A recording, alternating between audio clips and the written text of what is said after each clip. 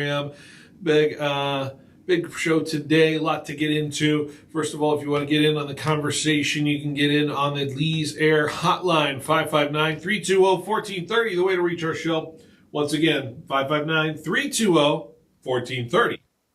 The way to reach our show. Lee's Air weather check as I finish up the last little preps before I get into everything. Taking a look at the Lee's Air weather check, sitting at 49 degrees right now and cloudy. Folks, I keep seeing these warmer temperatures as it rolls along, and then the next day rolls along, and it continues to kind of just sit in these lower temperatures. 49 as a high is as low as I've seen it here in the Central Valley. Cloudy. I don't think we've seen the sun in about 2 weeks, it feels like. So, supposedly it's sunny tomorrow, but I would take it all with a grain of salt in that form or fashion. But 49 is what you have right now in terms of the Lee's Air weather check. What are we talking about today? We got the Benatti Blitz to get it to. We're going to rank all the games of the week here on the show. We're going to get into some NBA Cup talk. We're going to get into some NFL talk, even a little baseball. I'm diving into a little baseball today. I got it on the docket. Just a little taste. The San Francisco Giants got the lottery, and they are in the 4th overall draft pick spot for the MLB draft. Whoever knows what that means in terms of it. But we're going to break it all down. Daily spread, Aces in at 5 o'clock. We'll do all the 5 of 5 stuff as well. So plenty to get into in the next 3 hours. And by the way, we're gonna try to get into it all here. I even forgot to put it on the docket here. We may need to talk about some Fresno State basketball. They got their next game tomorrow against Northridge because we will not have a show tomorrow. My show. We have a preordained work function determined at around 3 o'clock. So. We're doing the Christmas function tomorrow. Jorge's very excited. I can tell right now, and we're looking forward to it as always. So I glad to have Jorge and Daniel on the show today. A little bit different than we have normally on the Tuesdays. Tanvir out, Jorge in, Daniel in. Guys, how are we doing on this Tuesday afternoon? How are we feeling? I'm doing good. I'm doing good. I feel good. It's a cold day today. 49. Yeah. I went outside to get lunch and I was like, "Why is it so cold?" I'm wearing shorts today though, so. But I'm your typical. Is it? People always say it's the typical California look when you have the shorts with the sweatshirt, jacket, whatever. Combo. Yeah, because you get cold and hot. Yeah, inside, I'm feeling a little toasty right now. Right, I got the Fresno State jacket, which by the way, it's nice. One of my favorite buys I've ever gotten. You know, I don't know if they ever do it, or I don't know when the last time they did it, but Jorge, do you remember Fresno State would do garage sales? Yeah. Of equipment? Yeah, I got a sweater from there too. This is exactly where I got this. It's a basketball warm-up, zip up, and it's a 3XL tall for, I would imagine, a guy who's probably like 6'10", who was on the basketball team.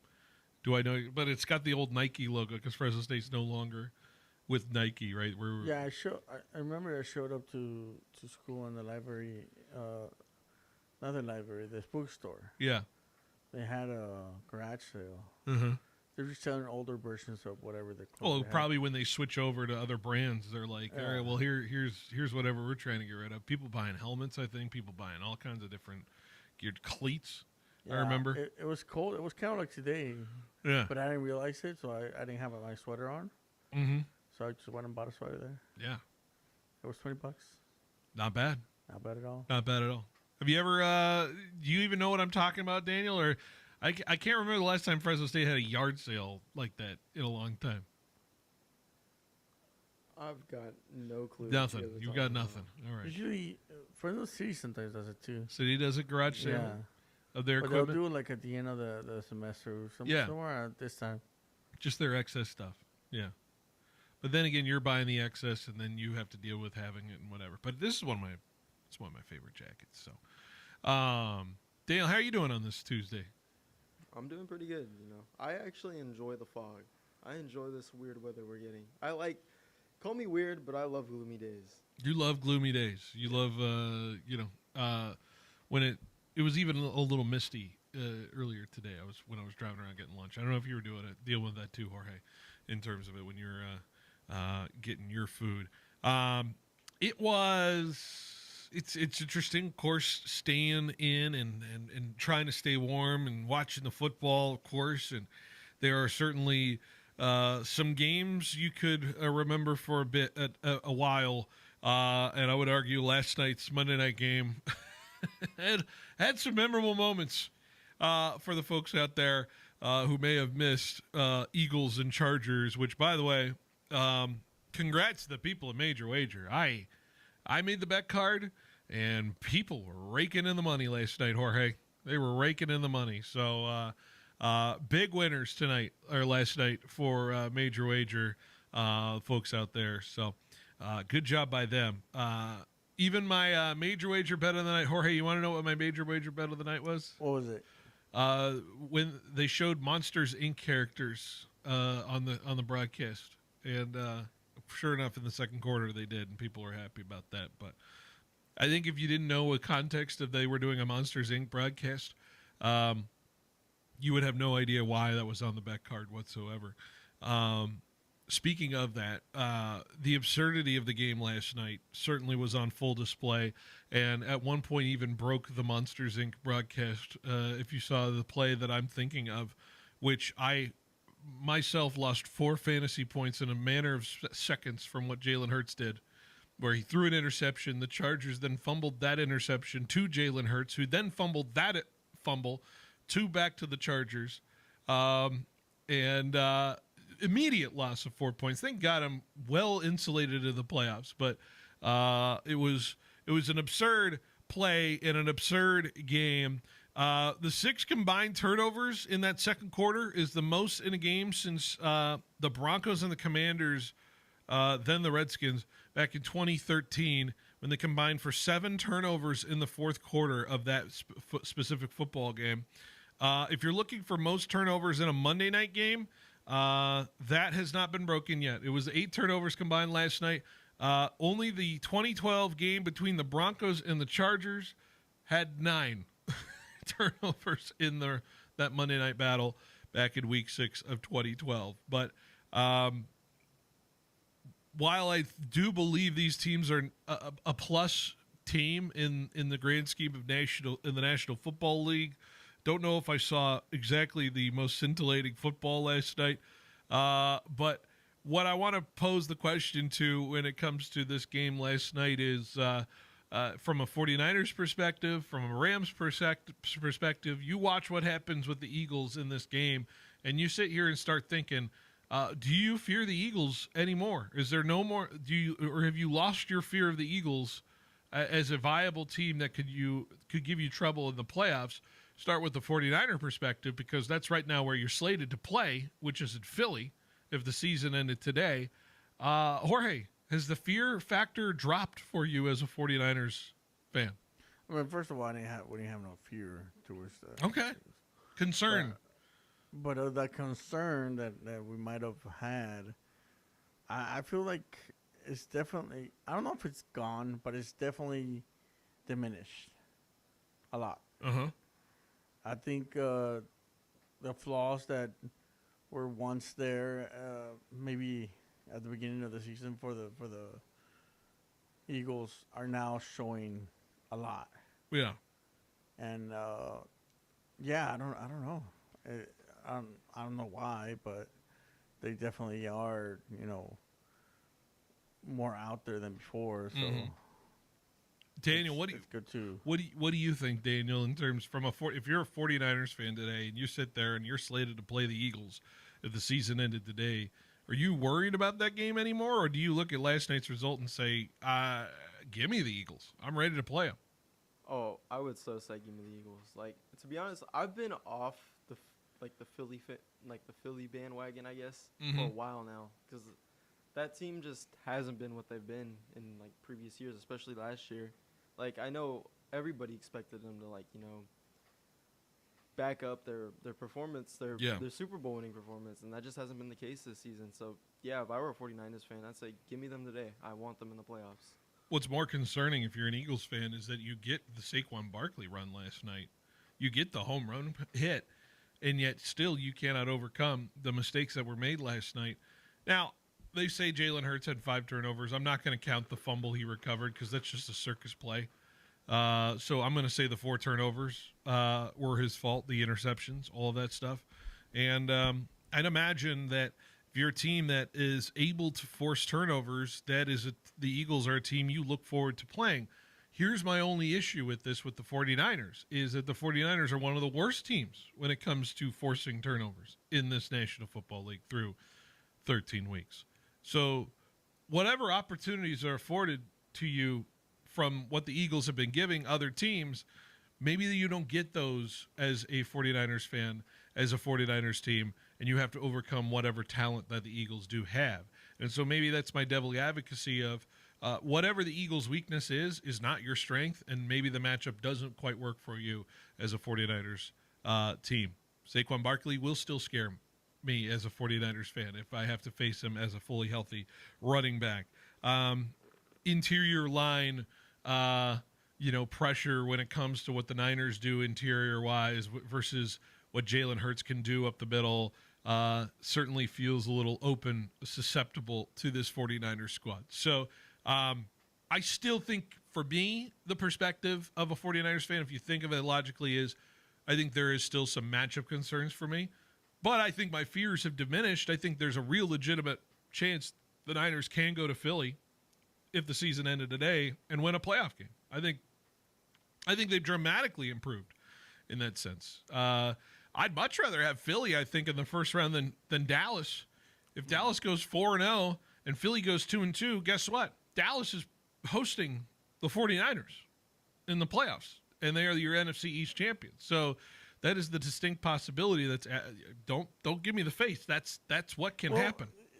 It feels like that was a really tough, conference, the NFC East, but all of a sudden it's turning to like It might be the worst division in the NFC, and we have the South there sitting there doing what they're doing. right? I don't know. I don't know what it is.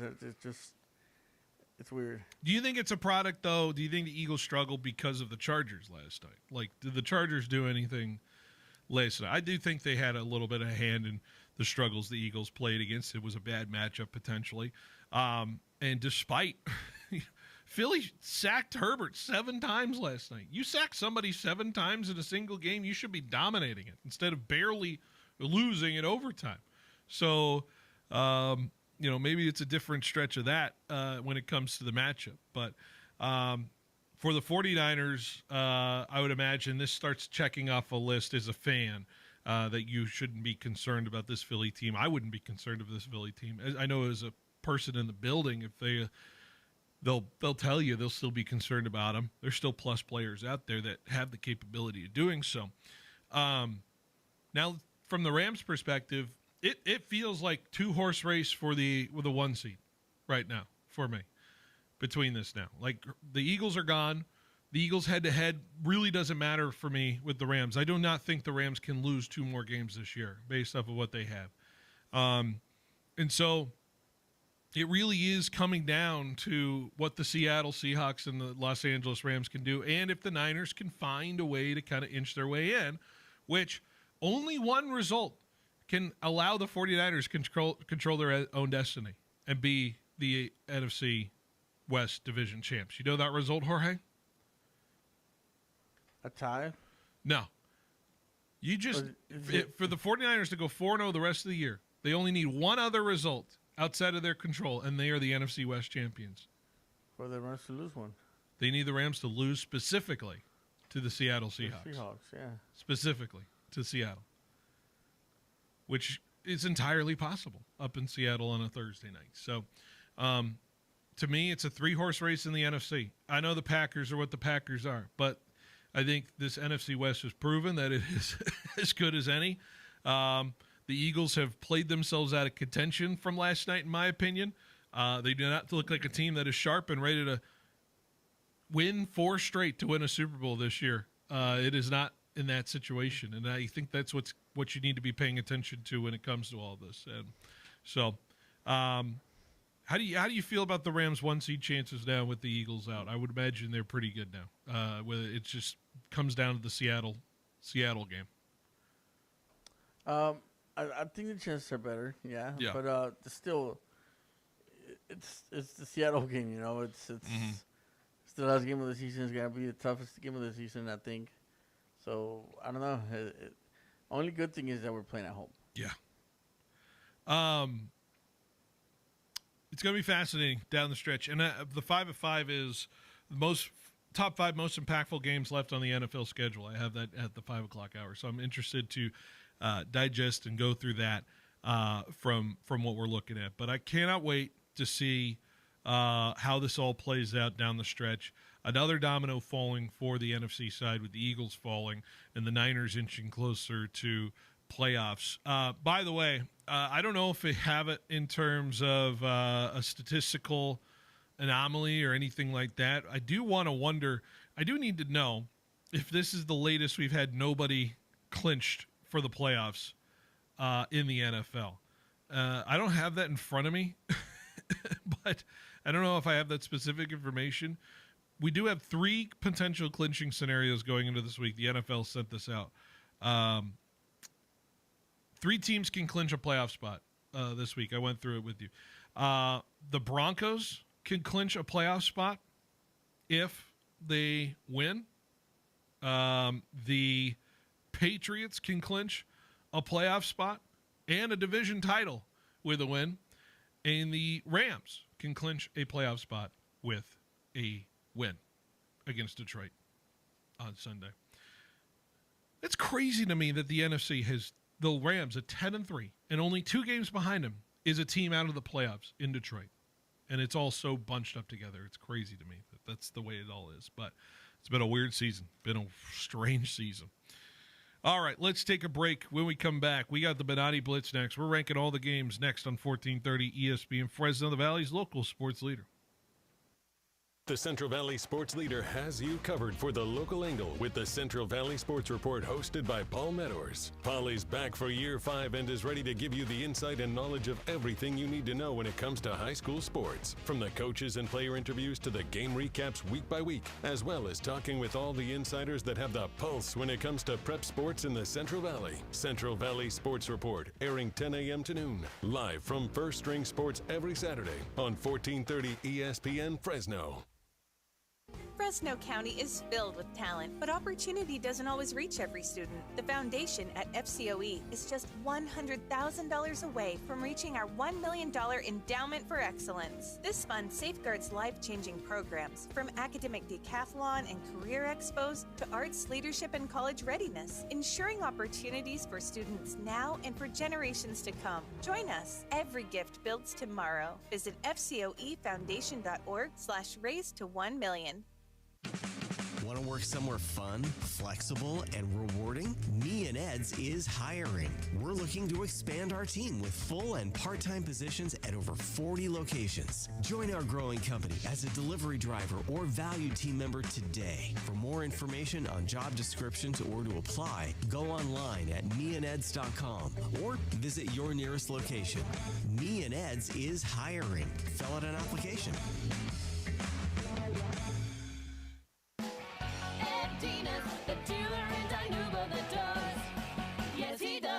Hey, it's Marcus McMahon. You can't miss Ed Dina's Auto Center's year-end clearance sale going on now through December 31st. Everything is priced to move. The entire truck inventory is on clearance. Get year-end savings, strong trade-in values, and a fast, hassle-free financing from a dealership proud to serve the Valley.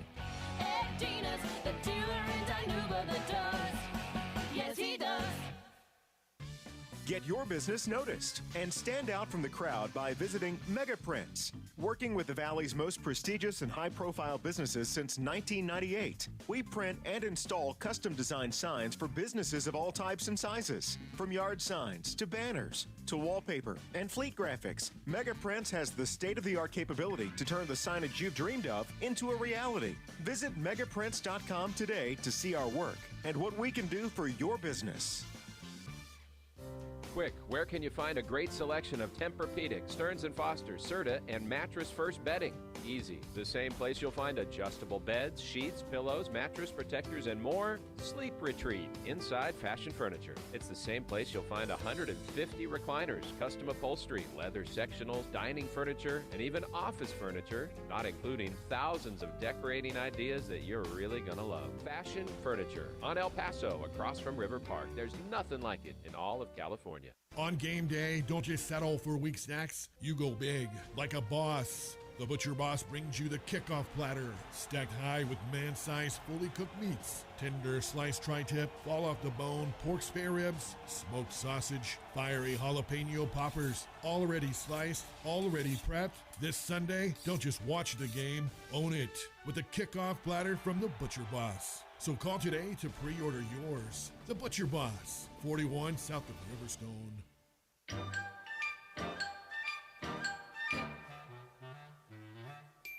Frosty the Snowman was a jolly happy soul with a corncob pipe and a button nose and eyes made out of coal.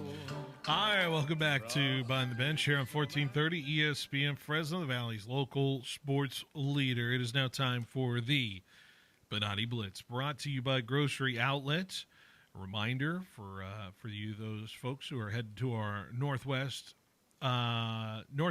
downtown, southeast, Kerman, and Sanger locations. Grocery Outlet's got the hookup for y'all. Grocery Outlet's been fantastic for us here, and I want to remind you folks, of course, if you sign up in their app, 20% off. Here, I got the read in front of you. If I want to make sure I get this right, I want to make sure I give you the right information about Grocery Outlet. Yes, app exclusive, 20% off when you buy 6 or more bottles of wine. That sounds like a great party. So be sure to get your gathering tailgate ready this holiday season. Get the holiday essentials at your Kerman, Sanger, and Fresno North, West, Southeast, and downtown locations. All right. You guys ready to rank the games? We got to go rapid fire through these, all of these games. You guys ready? Let's do it. You're chewing. I got you on the wrong spot there. All right, let's go. Ranking the games from worst to first in week 15. No more buys. Everyone's playing. And we start with the worst game of the week. We go to New York for the Giants and the Commanders at MetLife Stadium. The Commanders just do not offer me anything from what their performance was against Minnesota. And I'll be honest with you, this is the only game on the slate that has no relevance to this playoff race. And so by default, it is done for me. It is out of my contention. I do not care. Unless I decide to start Jackson Dart over Jalen Hurts in my first round of the playoffs, and then it gets relevant for me. Other than that, Giants-Commanders is where I begin. Giants-Commanders? Yes. Jorge, you got. Do I have to choose one? No, you're just reacting to it. We're just reacting. You don't need to choose one. We're reacting. Yes. It's been a while since you've been on a Bonati Blitz. Do you think it's a bad game? Oh, it's a horrible game. Okay, there we go. Daniel. Phil, I think this game is so bad that it's going to be good. I think we're going to see turnovers galore. I think we're going to see just a bunch of, goofiness. Yeah. With that being said, it's still last on my list. It's very much last. Yeah. All right. Jorge, you understand what we're doing here? Well, I know, yeah. Okay. All right. Next up, Niners and Titans in Santa Clara. Do not let this game get relevant, San Francisco. You need this game to not be relevant. And the Titans are among the worst teams, one of the worst teams out there. I know they just pulled off a wonderful win over the Cleveland Browns. Good for them. But this game is going to be completely different for these two teams. 49ers coming off a bye. I have no interest in watching this game, and unless the Niners really, really want to screw around and make this close against an impossibly bad opponent. Yeah, this is definitely a win for the Niners. So, yeah. I expect this game to be a blowout and nothing less. I feel like this should be another game for Purdy to get back into his rhythm. With that being said, I give it 15. Next up, Jags and Jets in Jacksonville. nothing against the Jags, but the way they're playing, they put games away early. I'm learning about Brady Cook as every day goes by. Apparently, he played football for the Jets. I did not see it, so I don't know if it exists exactly. So, Jags, looking to maintain their pace in the AFC. Shouldn't be close, but we'll see. This is where I have this game. I think it's going to be one of those games that you look at and that's it. You know, not too much of it. Not an aesthetically pleasing looking Yeah. game, too, with the Jaguars teal and the Jets, whatever they did. By the way, their jerseys, F minus last week. Yeah. I had this as like one spot up, but to be honest, I see this as a trap game for the Jaguars. I feel like with the way, like With the I way feel- who's playing with the Jets. with the way the Jags are playing, I Uh-huh. just feel like this always happens for every team every year. There's always trap games, and I feel like this is the Jags trap game this year. Don't tell that to Asa. Next up, Tampa Bay and Atlanta on a Thursday night. I have this as low as it is. The Bucks have lost their life and will to live, apparently, as a football team, losing to the Saints earlier this week. Not an entertaining style of football. I love Baker, but man, this has been a sad drop off to see. The guy is hurt. Clearly, he is not playing up to his ability. And the Atlanta Falcons are what they are, which has just been a bad football team the last few weeks. So nothing's going to salvage this Thursday night game between these two division foes. Tampa, Atlanta here next. Yeah, I don't know what happened to the Bucks. There's not the same Bucks that went and beat the Niners. So I don't know. I feel like something's missing there. Something's not right. So yeah, it's gonna be one of those games. Yeah, I had this down on my list too. I miss getting to make my case for Baker for MVP. It's but over. That's way yeah, over. It's so over now, unfortunately. But yeah, this is low on my list. Next up, Eagles and Raiders in Philly. There's something interesting just in this game. If it's 10-3 Raiders, early second quarter, the Philly crowd completely against their team, there's something interesting there if that is the case. There's the chance of that, and that's why it's slightly higher, even though the Raiders are an abomination to what football is and what it stands for. But outside of that, I think this is going to be an interesting test to see what Philadelphia truly can be if they are a team that isn't what the team they were last night when they played L.A. So expecting a bounce back, but if it's not, man, this is must-see TV. Yeah, this feels like the bounce back game for the Eagles. Like there's nothing, no way other than that them winning it, and if they don't, then real trouble. Yeah, I would expect the Eagles to like show up for this game, but who knows at this point with the way they've been playing. But yeah, keep this at 11. Next up, Sunday Night Football, Cowboys and Vikings in Dallas. I love watching the Cowboys. I just don't like watching the Vikings. And so it's a, opposites cancel each other out per se in this kind of game for me. I think Minnesota, while it had a decent output last week against Washington, we know what they did against Seattle.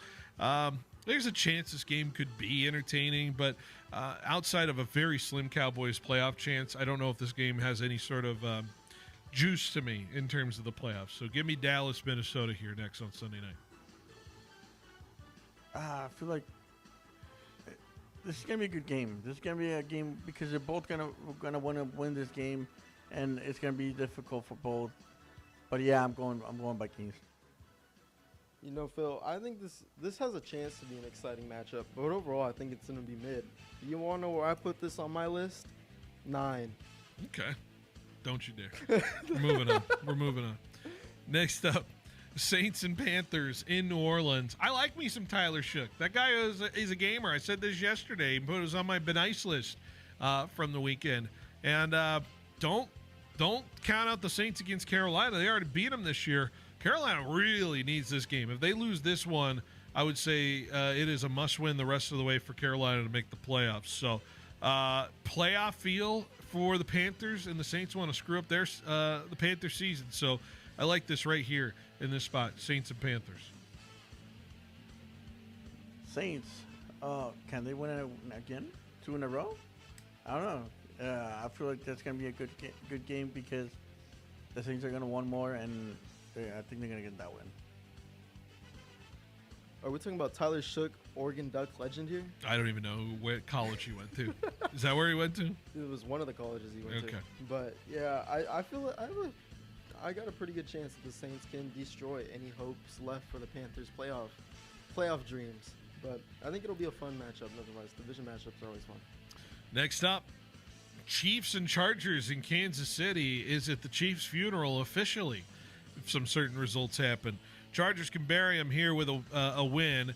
We'll see how it all plays out. I think, like I said, kind of on a bigger scale like the Eagles are, to see the Chiefs crowd turn on their own team, their beloved team for the last 8-9 years it's been. It's going to be interesting to see how they'll react in a divisional matchup against the Chargers team, who I would say can certainly give the Chiefs fits like they did in Brazil in Week 1. Oh, I feel like there's no hope for the Chiefs here. They got to go win something, or else it's over. It's like, I mean, it feels like it's over already for them, like season-wise, but they got to go at least and win one more or something like that. You know, I put this high up on my list because I feel like no matter what, these two teams, it's always a great game, no matter what. And if we're talking about just how good the games are, this is going to be one of the best games of this week. I just don't think the Chiefs are very entertaining. Just don't think they are. It might not be entertaining per se, but it's always going to be a close game between them. Entertainment factor matters. It matters. The are you not entertained factor matters.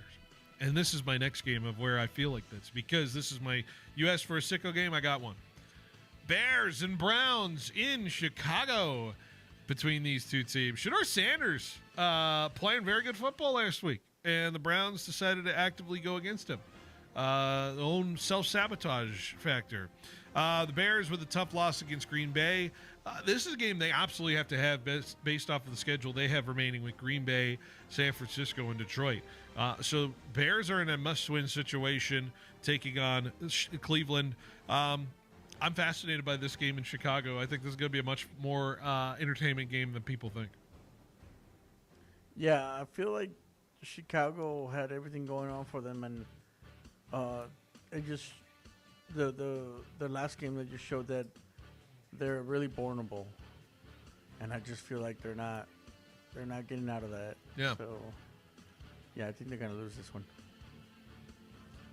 I look for Shedeur Sanders more than anything right now because I feel like he's going to continue to play his best football till the season ends, and he's going to gain his respect from his team because I feel like that is what he needs the most right now. But I look for this to be a very entertaining game. Next up, Texans and Cardinals in Houston. The Texans looking to maybe end Jacoby Brissett's career. Who knows? It's going to be interesting to see how it all plays out there. But the Houston Texans are as hot as anybody in terms of getting to a playoff position, winning games in a row. I don't see it slowing down, but I find Houston entertaining in that way, the way they play defense. And so I'm interested in these two teams matching up in a battle in Houston. I don't see a way that the Cardinals could win this one. They might play a little bit better than they did last week, but the Texans are going to win it. You know, I saw something that said that this Texans defense is arguably on Legion of Boom status. Oh, boy. Which I think is a very interesting case to make, but nothing less. I think this defense is going to make this game very exciting, watching them destroy the Cardinals. Next up, Monday Night Football, Steelers and Dolphins, just outside my top 5. Hey, don't look now. The Dolphins' comeback into this season has not been reported well enough. At what? We're now at 4 straight wins. They're at 6-7 now versus a 7-6 Steelers team who, let's be honest, got away with one in Baltimore. The NFL gifted them that win from that case, and I will argue it to the death. But Pittsburgh is in the lead pole position right now in the AFC North, where nobody wants to win. And I'm going to find it very interesting if Miami gets back to 500 here. What kind of decisions are on the cusp of this Miami team? If they're suddenly in a playoff position here, moving forward. It's slim playoff hopes for the Dolphins, much better chance for the Steelers. I'm interested, very much interested in Monday Night Football this week. Yeah, I think the Dolphins are an interesting team that, for whatever reason, gain momentum right at the end of the season. They're not gonna make the playoffs, but I feel like they might win this game. You see, I threw a blind eye to Sunday. I didn't even watch the game. I saw a replay. But, with that being in the past, it already happened. I think the Steeler game is going to show. The Steeler team's going to show up. They're fighting for Mike Tomlin's career right now. Yeah. And that's all they need. Because you want 10 more years of Tomlin. I know you do. I know really you do. don't. You win this division. You're doing it. Next up, staying in that division, Bengals and Ravens in Cincinnati. There's a world since he still wins this division. I've looked at it. I've calculated. I've run the numbers. And it all starts with a 4-0 run, starting with this Baltimore game, who we could really see the Ravens buried here in the grand scheme of the division. So I'm fascinated. Any game Burrow is in, it's equally entertaining, whether he gives up interceptions that leads to a team's total downfall, like Buffalo last week.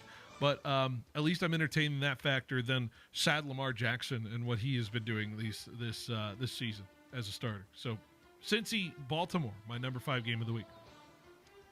Yeah, I think Cincinnati is definitely going to be the winner here. I don't know. I think this might be a break in the Ravens organization here, where things go different ways. I think some questions need to be made about Lamar Jackson. I don't think he's the quarterback everybody makes him to be. With that being said, I think this is a great quarterback matchup, nothing less. But with what this Bengals team is doing right now, granted they're still losing, I think the chances are still there, but it's not in only their control. Next up, my number 4 game of the week in Week 15, Seahawks and Colts. And there's only one reason. Old Man Rivers. If he's playing in this game, I am locked in. I am locked in on what's happening up in Seattle. Seahawks with a little bit of a test, I would say. Their run defense is going to be tested as most, like with Jonathan Taylor, who's been a little bit, not as productive as he's been in the last few weeks. But Indy's got a back against the wall mentality. Seattle has been, at the beginnings of games playing with their flute a little bit, but I think their defense has been, for the most part, very good, very formidable. So I'm interested in this matchup, and I really hope Phillip Rivers plays in this game on Sunday. I would love to see what happens there. It feels like the Colts offense has taken a step back, right? Especially without a quarterback, of course, but it feels like they're missing a big piece of their entire group. And I don't know if Rivers comes in and plays, then it might be different, but I doubt it. So I'm thinking Seahawks take this one. I think the Colts are still, granted without a quarterback anymore, I think they're still a decent team. Don't you dare disrespect Phillip Rivers like that. Hey, I'm just getting to that right now. I want to see this Colts team do great things this season to make a wild card game, because I want an Aaron Rodgers versus Phillip Rivers playoff game. Oh my God. I don't know if that's possible. But my goodness, the AR people that had nothing on Joe Flacco and Aaron Rodgers. Rivers, an actual grandfather, going into the playoffs would be legit. My number 3 game of the week goes to Denver, the Broncos and the Packers in a matchup in Denver. As a Patriots fan, I am the biggest fan of the Packers this week. I will put on my Packers cheese head and wear it proudly. And I would hope that the Packers reciprocate with a victory. Who Jordan Love, the last couple weeks, looked very good this year so far. Last couple weeks, I would imagine. Those against division foes who are a little more familiar. This Broncos defense is a really nice test for this Packers offense. And on the flip side, this Packers defense is going to be a really good test for Bo Nix and that offense to see if they can make plays down the stretch. Two teams you just don't feel really good about their record, and yet somehow they're up there in a contender status. So prove it game for either of these teams. I look forward to the game in Denver. Two teams that definitely do not want to lose. They don't want to lose an L on their record, just because it will make it a lot harder for them on the playoffs. But they definitely want to win. So it's going to be an interesting game. tough game, but I feel like Denver's gonna take it. I think I like this matchup for a lot of reasons, mainly because these are two contenders, and like you said, they both need to prove it with everybody like questioning them, like how real is your team? I think this is going to be a great show out, a great game. Next up, Rams and Lions in L.A. The Rams, of course, getting back into their winning ways with the game against Arizona. They looked phenomenal in that game. We'll dissect it later. But this really will be interesting to see how this Rams defense can maintain its elite status as a group. They're able to withstand what kind of attack the Lions have coming off of a little bit of a longer week for the Lions. They're coming off that Thursday night, so they get a little more rest into it. Little mini bye. Lions are going to be desperate. They need a win here to continue to maintain a spot in the playoffs. While on the flip side, the Rams want that one seed. Desperately would love to have SoFi be the home of the playoffs of the NFC. I look forward to this matchup on Sunday at 1:25. I don't know if the Lions could win this game because it's going to be really difficult. However, I know that the Rams are gonna want to take this as like a main game for them to show that everybody that they're not the team that lost 2 weeks ago. Yeah, you beat the Cardinals, but they're not that team. This is a tougher team. This is a team that's going to make the playoffs. If you beat them, confidently, then, you're in your way. But if you don't, then there's going to be doubts there. So I'm going Rams, but, it's going to be close. I think the Rams show up and show out.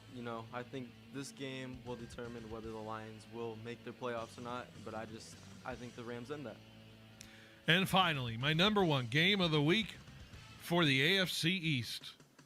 The New England Patriots hosting the Buffalo Bills in what should be a really fascinating matchup between those two teams again. I'm not just being biased here. You're interested in Patriots-Bills this week simply for the previous matchup where the Patriots went into Buffalo and shocked the world in beating Buffalo on the field goal, turning over Josh Allen a couple times in that game, and kind of thwarting what Buffalo did on offense, which was run down the alleys in terms of what James Cook can do.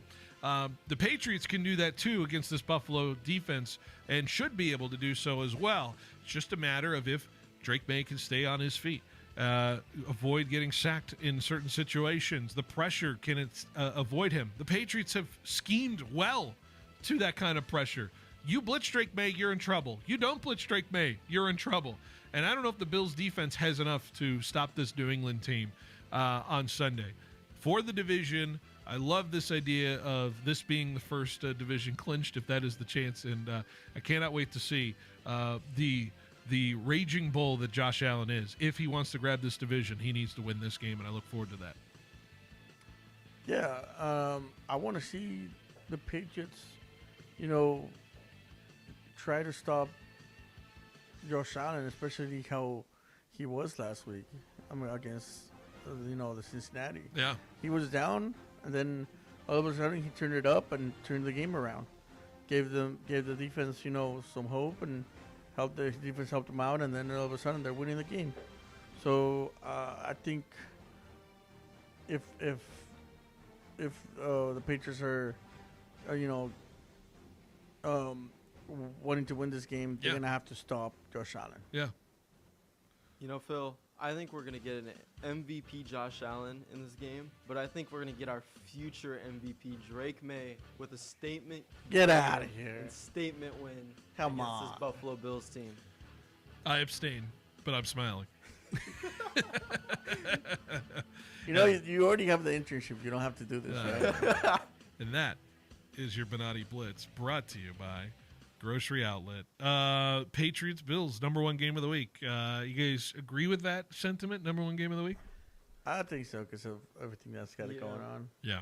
To be honest, Chiefs Chargers was my 3 spot. Yeah. I just don't like watching the Chiefs, but that's where I'm at. It's fair enough. All right, let's take a break. Let's wrap up this first hour next up 1430 ESPN. ESPN Fresno is proud to bring back the Student Athlete of the Week. Each week, we'll honor a local high school standout for their performance on the field, in the gym, or on the court. It's our way of celebrating the hard work, dedication, and talent of Valley athletes who give it their all. And it all leads to Student Athlete of the Year. Do you have an athlete you believe is worthy of this award? Enter them in at 1430ESPNFresno.com today. The Student Athlete of the Week, shining a spotlight on the stars of tomorrow. At Clausen Honda in Fresno, you're not just getting a car, you're stepping into a full-service experience. From the latest new Honda models to certified pre-owned vehicles, a cafe to grab your morning coffee, and a team dedicated to making you feel respected and well-served. Whether you're trading in, buying, or scheduling service for your ride, Clausen Honda has you covered with transparent financing, a full-service center. Drive in today and see how easy getting behind the wheel can be. Clausen Honda at 6346 North Blackstone Avenue in Fresno. We started like you, a small team with a big dream to serve the Valley. 20 years later, FFB Bank is still proudly backing businesses across California and beyond. We've learned a lot about what it takes to grow, and now we're using that experience to make things easier for you. With our Switch and Save offer, we'll cover up to 90 days of payment processing, provide no-cost equipment, and offer competitive rates so your business can keep more of what it earns. And behind it all is a local team that truly understands your goals and is ready to help you reach them. Make the switch. Save with FFB. Visit ffb.bank to get started. Member FDIC, Equal Opportunity Lender. KFC's got your back this Thanksgiving with their Cajun deep-fried turkey. Fully cooked and Cajun seasoned, it's ready to reheat at home. More time for family, football, and fun. Pre-order a week in advance at a participating KFC and pick it up in person. Enjoy it a la carte or as part of a family meal or feast with sides like mashed potatoes, gravy, and warm biscuits. Make Thanksgiving extra tasty with KFC's Cajun turkey. Happy Thanksgiving from your locally owned KFC. There's no such thing as an off-season. When the days get shorter and the fields aren't up to par, it's time to train smarter at Elite Performance Center in Clovis. This full-service indoor facility has batting cages, drills, clinics, and one-on-one lessons with elite coaches, former D1 athletes, MLB vets, and even Fresno State softball players. Whether it's a single lane, a private lesson, or the whole six-cage facility, Elite Performance Center is here for individuals, groups, and teams. Find Elite on Barstow, just east of Clovis Avenue, or online at ElitePerformanceCenterCA.com. Elite Performance Center. Train like the elite. This holiday season, Valley Pure is spreading the cheer with deals that feel like a celebration. Whether you're stocking up for festive gatherings or gifting something special, Valley Pure has you covered with top shelf quality at unbelievable prices. And here's the holiday bonus. Just tell your bud tender you heard this radio ad and snag a Valley Pure or Cowgirl 8th or a 1-gram vape cart for just a nickel with any purchase of $50 or more. One redemption per customer. Make your season brighter at Valley Pure. Premium products, pure value. Visit valleypure.net to find a location near you. Attorney Joe Cordell. New school, new job, new home. Change is hard and can leave you feeling isolated. And divorce delivers one of life's hardest blows. The relationships you counted on are suddenly gone. But you don't have to walk through this alone. For more than 30 years, Cordell & Cordell has guided men through the challenges of divorce. You're not alone. Call Cordell & Cordell. Schedule an appointment with one of Cordell & Cordell's California area attorneys. 1455 Frazee Road, Suite 500, San Diego, California, 92108. CordellCordell.com. I'll have a blue.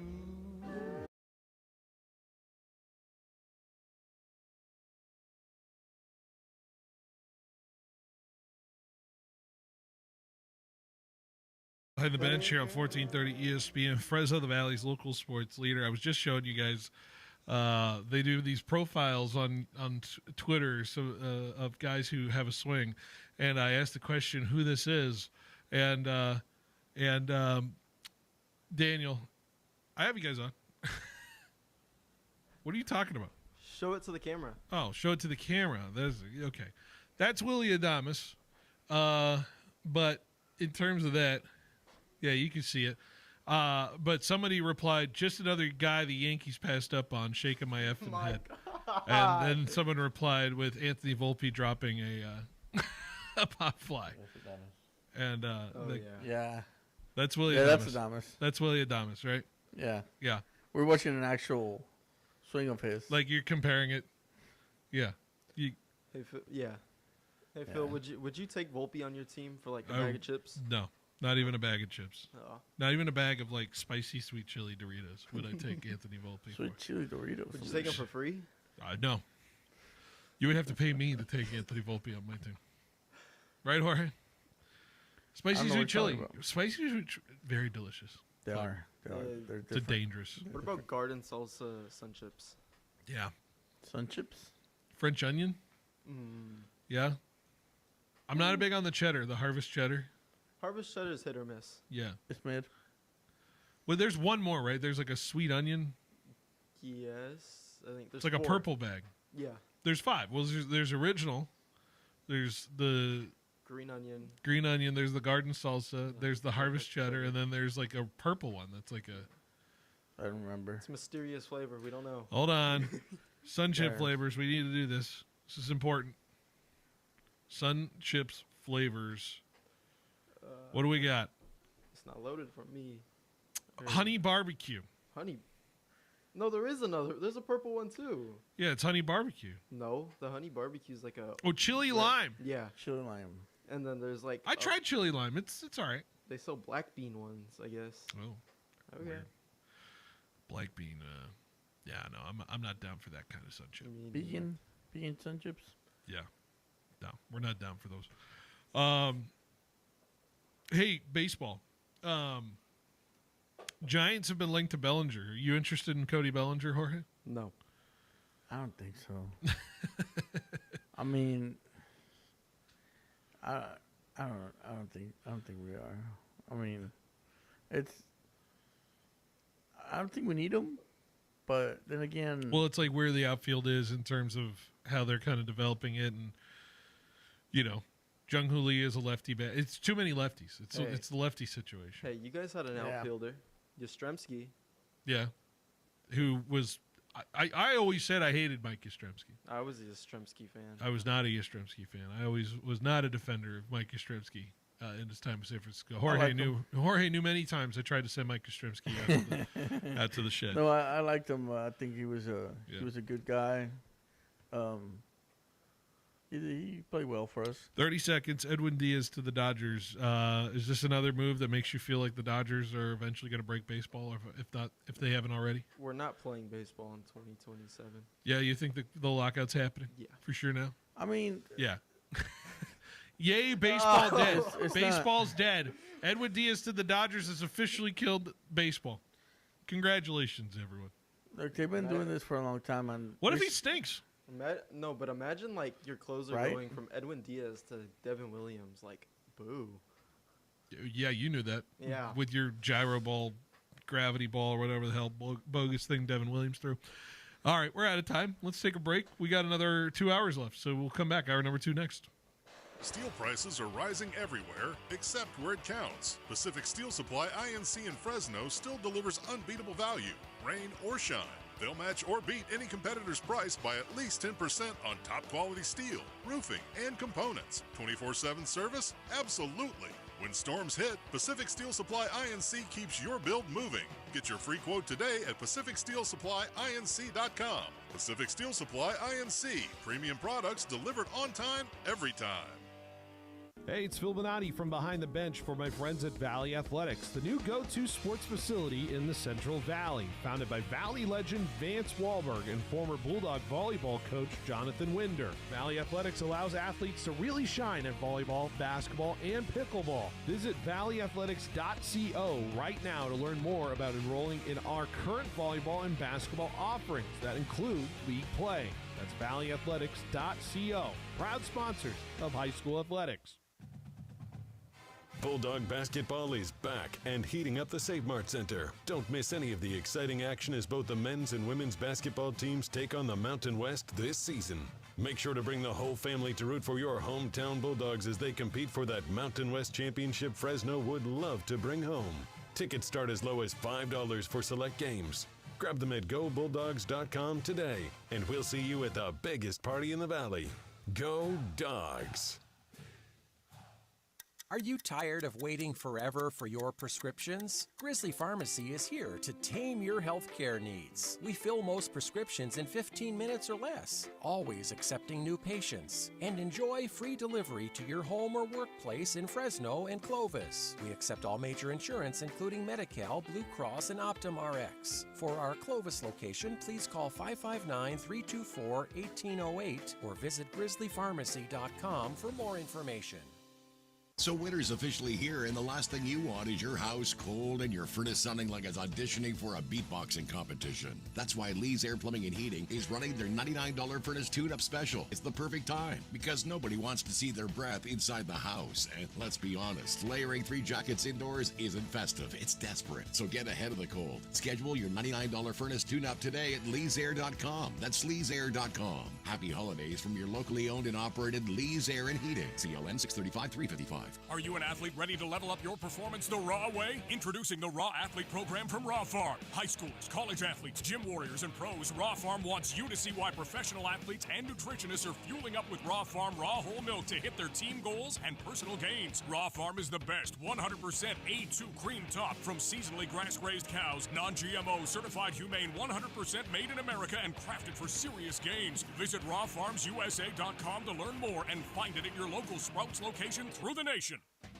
Hey Bulldog fans, Lynn's Restaurant Group, a proud partner of Fresno State Athletics, has launched a brand new app. With over 8 locations like J-Pot, Ramen Hayashi, and Hino Oishi, the app brings all your favorites together in one place. Order ahead, skip the wait, and earn rewards every time you dine. Whether it's game night or family night, the app has you covered. New members even score $5 in LRG credit just for signing up. Download the Lynn's Restaurant Group app today and start earning with every visit. Go Dogs! Here's a tip from All American Glass, Fresno's go-to since 1990. Hey, this is Isaac with All American Glass, wishing all you listeners a very happy holiday season. I'm here to remind you that we're available for all your auto glass needs. We've been trusted in the Central Valley for over 30 years as the leading professionals in repair, replacement, and recalibration. Come in today for a free quote and mention this ad for a $25 discount on your next windshield replacement. And remember, we treat your car like family. Get a free quote today at aagfresno.com. You're listening to the home of the San Francisco Giants, KFIG Fresno, 1430 ESPN. I'm Christine Lisi. A reunion for Phillip Rivers and the Colts with the season-ending injury to starting quarterback Daniel Jones, as well as injuries to Riley Leonard and Anthony Richardson. Indy brought in the 44-year-old Rivers for a workout last night. He threw the ball well and signed him to their practice squad today. Rivers' last NFL game, January 2021 with Indianapolis. ESPN NFL analyst Marcus Spears. There is no silver lining when you got to call a guy that's been out of football for 5 years to come start quarterback for you in the dead heat of the season with a team trying to make the playoffs. This is a panic button. Yeah. And it's unfortunate for the Indianapolis Colts, and I feel like it's unfortunate for Phillip Rivers as well. Colts currently 8th in the AFC. Dodgers got bullpen help, and the best closer on baseball's free agent market agreed on a 3-year, $69 million deal with former Mets reliever Edwin Diaz. The White Sox won the 2026 Major League Baseball Draft Lottery. Will pick first in next summer's draft. Tampa Bay picks second, followed by Minnesota at 3, rounding out the top 6, San Francisco, Pittsburgh, and Kansas City. Team USA added 4 position players to its roster for March's World Baseball Classic. DH Kyle Schwarber, infielders Gunnar Henderson and Bryce Turang, and catcher Will Smith. Mike Trout is in the mix for one of the final spots, assuming he's healthy and comfortable with his role. NBA Cup quarterfinals. Norm Powell's got 11 points, 3 rebounds, and a steal. He and the Heat leading the Magic 39-35 in the second quarter in Game 1. College basketball, number 2 Michigan with a 38-16 first half lead on Villanova. Hey, this is Rich Eisen. Coming up on Wednesday, I'll be joined in studio by actors Paul Rudd and Hank Azaria. That, plus my brand new NFL Power Rankings. That's on the Wednesday edition of The Rich Eisen Show on Disney+, the ESPN app, and ESPN Radio.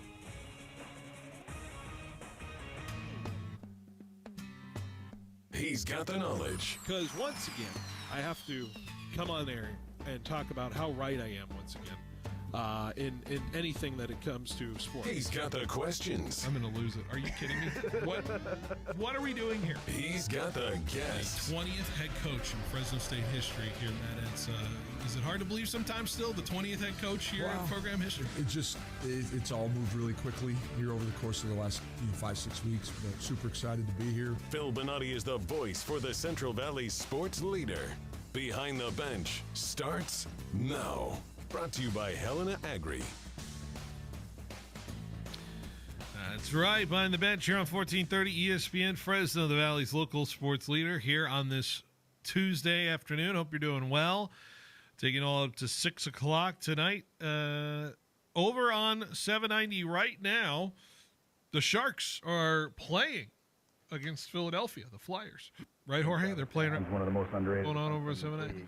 Puck just dropped, I would assume, or is about to drop momentarily. Quickly. I believe they're still in pregame. Yeah, I think they kind of preamble before the game. I think they don't necessarily. They're not the most. What do you call it? On time, punctual sport. Is that the word? Yeah, punctual. Yeah, punctual.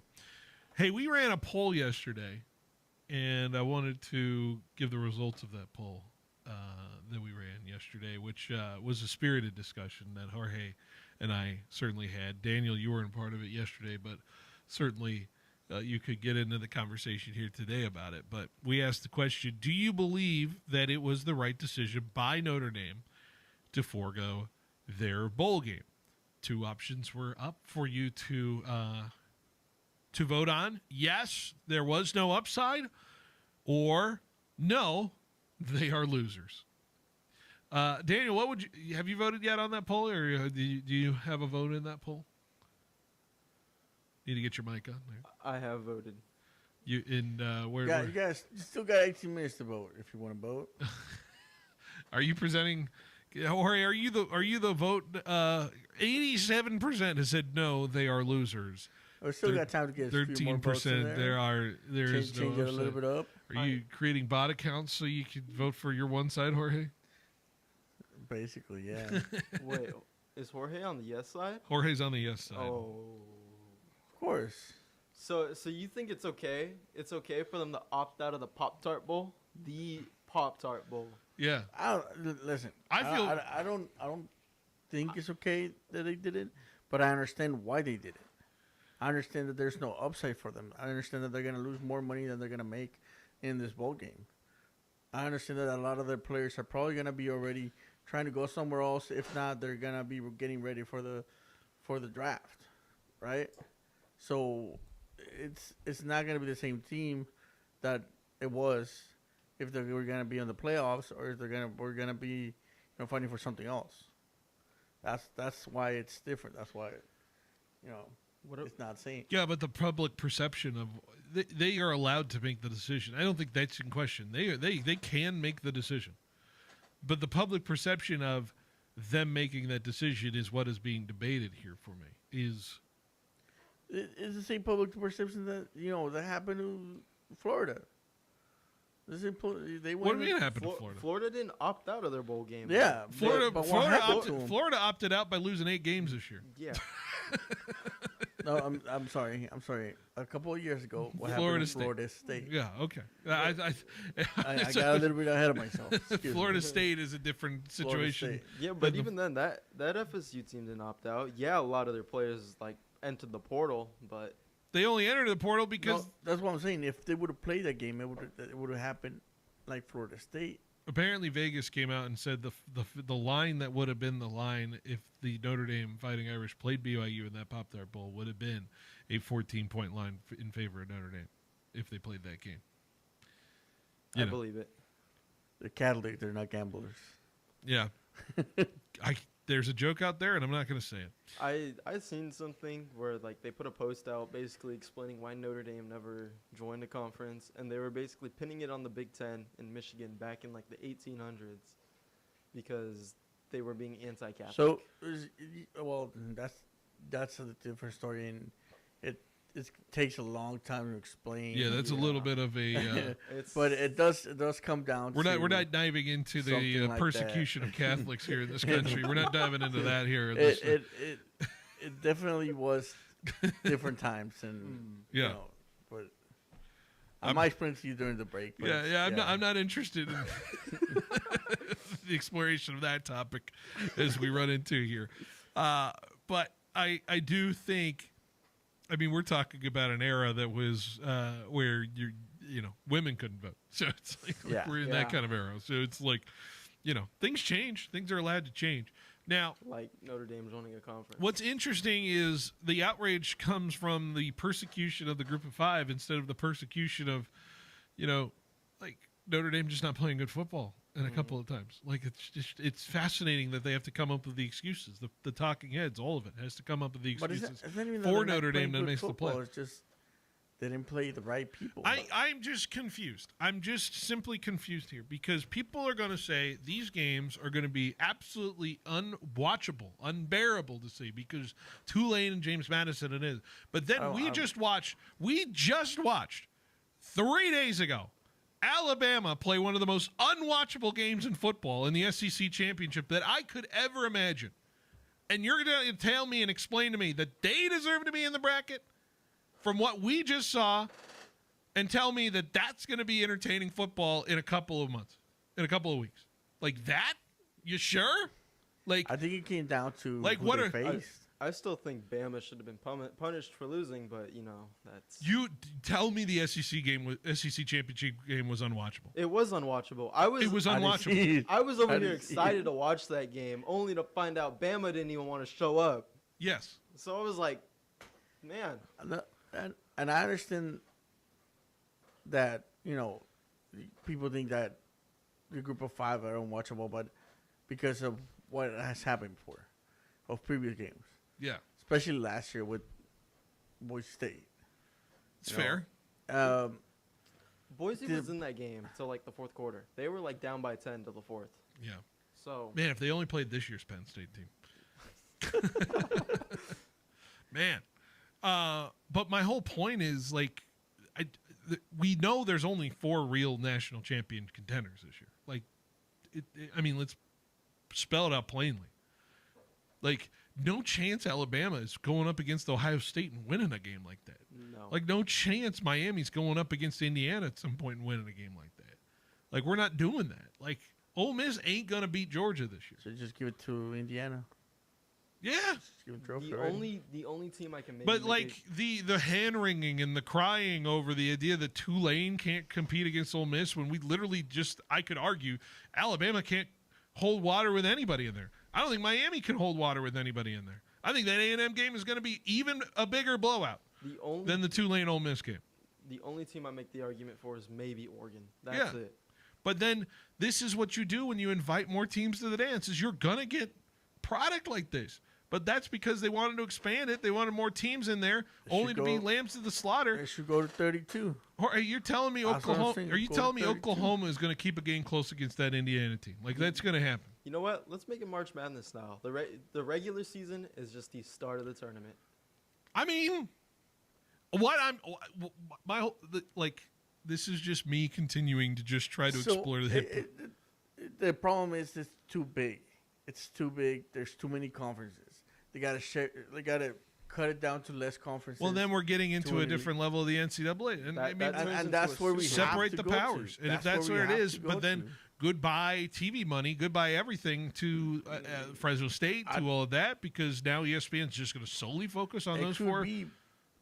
Those 4 conferences. So I'll give you a good example of a different sport, but the same concept. There were about 30 teams. Are we talking soccer? In the Premier League. Yeah, that's exactly what I was thinking. Well, it wasn't called the Premier League. It was called the championship. Right? Yeah. And all of a sudden, they took the top 20 teams, created a new league. I love the idea.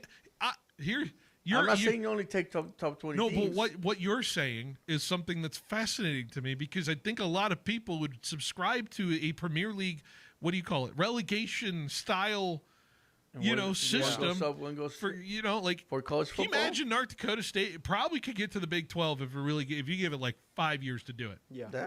Like North Dakota State could play itself up there. Like I'm talking like that's a fascinating system, but nobody's going to agree to it because of the fear of it all being the drop down situation and the relegation and the idea that the money's tied to it all. And the idea that your athletic directorship is going to be tied to your success based off of that. But let's be fair. That's part of the job is you have to build successful programs. Go figure, But nobody wants that kind of situation because there's no security to it. They don't want to have a bad season and then end up in the relegation league. Exactly. I mean, there's works a way around that too. Like the Mexican League has promotion relegate or used to have promotion relegation, but with a percentage. Yeah. There was a percentage of losses that you have to have in order. That way, if you have a bad season, you don't just automatically go down. Like, you need a couple seasons to be up there too. Like, you're immune to the relegation if you're up there. You can't just go up and down 1 year. Yeah. That seems fair too. That seems very fair to me. In terms, but that of comes with other stuff. Like, you could let yourself cruise for a while on the bottom. Yeah. And then, go to the top. But it's such a foreign idea, Jorge. It's such a. I swear there was a conversation about this a couple years ago where they were like thinking of forming like a super conference. Well, that was because it was the wasn't it because the Champions League soft soccer was going to become a super league, and only the elite teams were going to play each other. And then there was a conversation then why doesn't the NFC or the NCAA does that? And it just came down to money. Yeah. I'm reading a article back in September 2023 about what would relegation in college football look like. It's an idea that's been thought about for quite a while. I think the 90s was when I first heard of it, but the amount of money that some schools would lose would be too much for them to bring it in. Yeah.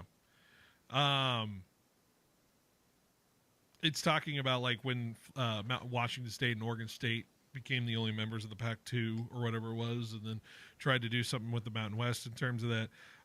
But it all comes down to the money, and it all comes down to nobody wanting to take a bad deal, and everybody is trying to get the best deal possible. And when that is the environment that college football is under, no progress is ever made because everybody at the table wants the best deal possible. I mean, they ended up suing each other. Yeah. So, I mean, it was cool. I thought it was a cool thing that the Pac-12, who had two teams, wanted to, compete or be sitting at the table with the Mountain West and have their teams, their two teams, compete with the Mountain West when they didn't have that. And not just in football, but in also the sports. Yeah.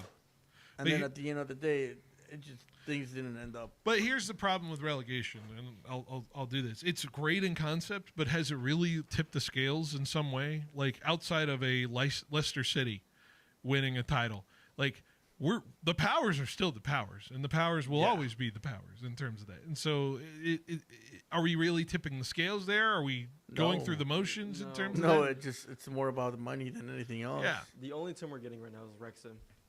Wrexham, yeah. And that's because they got money. Yeah.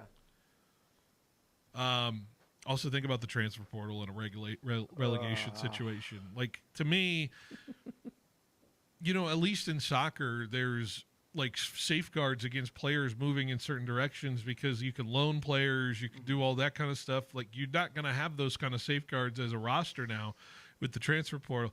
To me, like, if I'm an athlete, I'm never going to think about, as a 4-star or 5-star, think about going to the second tier relegation side or whatever that is. So in the concept, that isn't necessarily something that would work for me as well, which is, you need to have the equity of the talent and the ability for these teams to play each other. But like in soccer, Man U's not playing, I don't even know who's a tier 3 team down there, Coventry City. Give me Coventry City. We're not seeing Man U play them, right? Like, it's just never going to. And the importance of college football and the importance of the balance of money, at least in some fashion, is that teams get paid to play like Alabama. Like, Fresno State went and played Alabama, got that chance. And now you don't get that chance when you do the relegation. That's an unfortunate part of it. So I don't think that's, in theory, you like it, but in concept, teams need to survive on that kind of chunk of change when they want to play opponents like that. And play those kind of games. It's definitely a different, just the sport and the way it's managed is different. My thing as well is always like, sometimes I really don't get the underestimation, like underestimating group of 5 teams, like say Oregon underestimating JMU or granted. Well, they're easy to pick on because they don't have the largest amount of cash and they don't have the largest amount of support. Yeah. JMU support versus Oregon support. There are Oregon fans all over this country that's ready to ride and die for Oregon. Yeah. I will say I saw something yesterday. It was like this exact argument, but they were like, let's not forget that Oregon almost lost to Fresno State back in like 2021, I think it was. Yeah, I remember that game. Yeah, I remember that too. But it's just like, to me, it's like anything can always go either way. It'll never be just like a one-sided thing to me. I always think there's hope for the little teams. I just think it's fascinating how quick to blame that is when it's like, this is what they set up as. Joel Klatt went on, I think, Colin Cowherd today. Do you hear what he said about Group of Five being involved in the playoff? He said the only reason they're in there is so that the NCAA avoids litigation. It's got a point. I mean, I understand that antitrust stuff and all that stuff involved with the teams that are there. I think I appreciate the honesty and I appreciate the candor there, because at least we get that kind of side of it instead of Paul Feinbaum trying to just destroy the idea of Group of Five and say get rid of Group of Five altogether. Just put them in their own thing. Now, I did hear like an interesting concept of what if in the bowl system, what if we created 3 different brackets? Like an NIT? Like an NIT, and put bowl games there. And suddenly you have more games to play for. Like the NIT championship of the lower tier playoff would be the Pop-Tart Bowl. Like, come on. Like the only way they'll get that is if we get someone to fund it. It's already funded by millions of sponsors who go through these bowl games. I'm imagining that Pop-Tart Bowl trophy becoming the trophy. Yeah. The main trophy. You make it a New Year's Six Bowl? Oh. Would you, I'm just thinking as a Fresno State fan or anybody who's a fan of teams like ours, like Fresno State, would you be more interested in playing more games if it meant playing a playoff style bracket that's like the NIT Invitational, and because I feel like in a bowl season there's the tier of all the college football playoff teams. Mm-hmm. Then there's like your major conference teams that play like a sub tier, and then you get your like Fresno States, your good Group of Five, like your good Group of Five that's like 8 wins and more in a sort of group, and then you get your 6 and 6s and whatever, kind of just muddling around. But I feel like that's a fascinating way to explore the postseason as opposed to just singular exhibition games to celebrate it. At least you provide a little stakes to it, and teams have a little bit more to play for. But how many games is too many games for college football in this day and age? That's the other question. Very true. We're at 13 games now for the Fresno State Bulldogs. If you're playing what's the same amount as what the playoffs would be, then I feel like that should be the limit. Absolute limit should be what goes to the final. Yeah. So I say you make it another 12-team bracket. Did we just fix college football? I think we just did. We just did. That's it. Take it. NCAA. Hit us up. Send me a check. Yeah. All right. Let's take a break. We'll be back. More hour number 2 next on 1430 ESPN. Get your day started with Rich Eisen. The Rich Eisen Show on the Infinity Sports Network. Only 2 players in the history of the National Football League with a game in which they have more than 50 rush yards, 50 receiving yards, and a touchdown. Their names are Christian McCaffrey with 22 such games and Marshall Faulk with 29. Do we talk about him as a Hall of Fame trajectory? I say absolutely. Heed my words, gents. Someone's on a career trajectory, on a path. Rich Eisen, brought to you by Citizens Business Bank.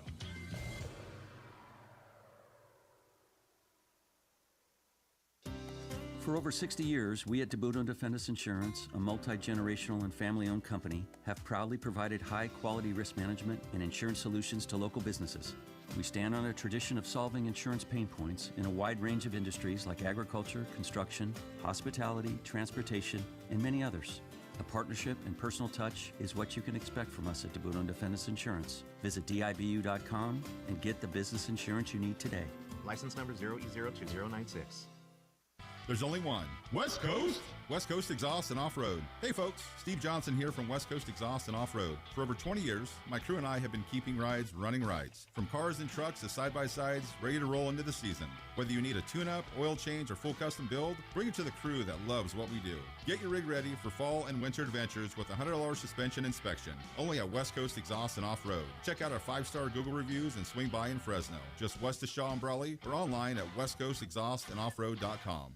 Hey, it's Phil Bonatti from Behind the Bench. As the weather cools down and the action heats up in the sports world, that also means that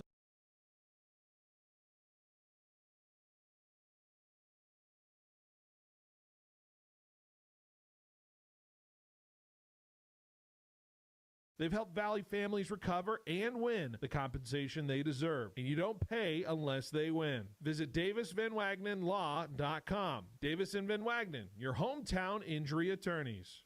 Fresno County is filled with talent, but opportunity doesn't always reach every student. The foundation at FCOE is just $100,000 away from reaching our $1 million endowment for excellence. This fund safeguards life-changing programs, from academic decathlon and career expos to arts, leadership, and college readiness, ensuring opportunities for students now and for generations to come. Join us. Every gift builds tomorrow. Visit fcoefoundation.org/raise to 1 million.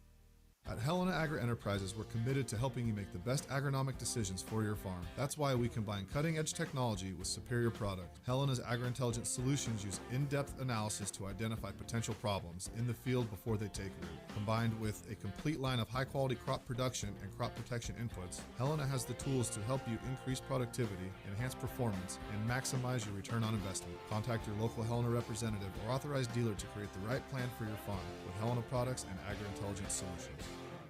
On game day, don't just settle for weak snacks. You go big, like a boss. The Butcher Boss brings you the kickoff platter, stacked high with man-sized, fully cooked meats. Tender sliced tri-tip, fall off the bone, pork spare ribs, smoked sausage, fiery jalapeno poppers, already sliced, already prepped. This Sunday, don't just watch the game, own it with a kickoff platter from the Butcher Boss. So call today to pre-order yours. The Butcher Boss, 41 south of Riverstone.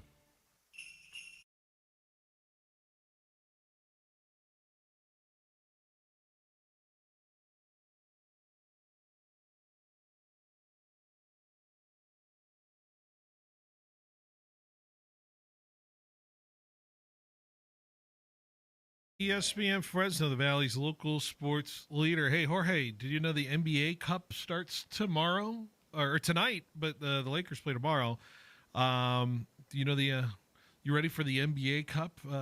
The scintillating NBA Cup that Adam Silver is just dying for us to, get in front of the television for. We could create a lead 32 team relegation. So that they could play each other, and then the lower leagues could play the upper leagues and call it the cup. Yeah, that's basically what Adam Silver was doing. Fascinating.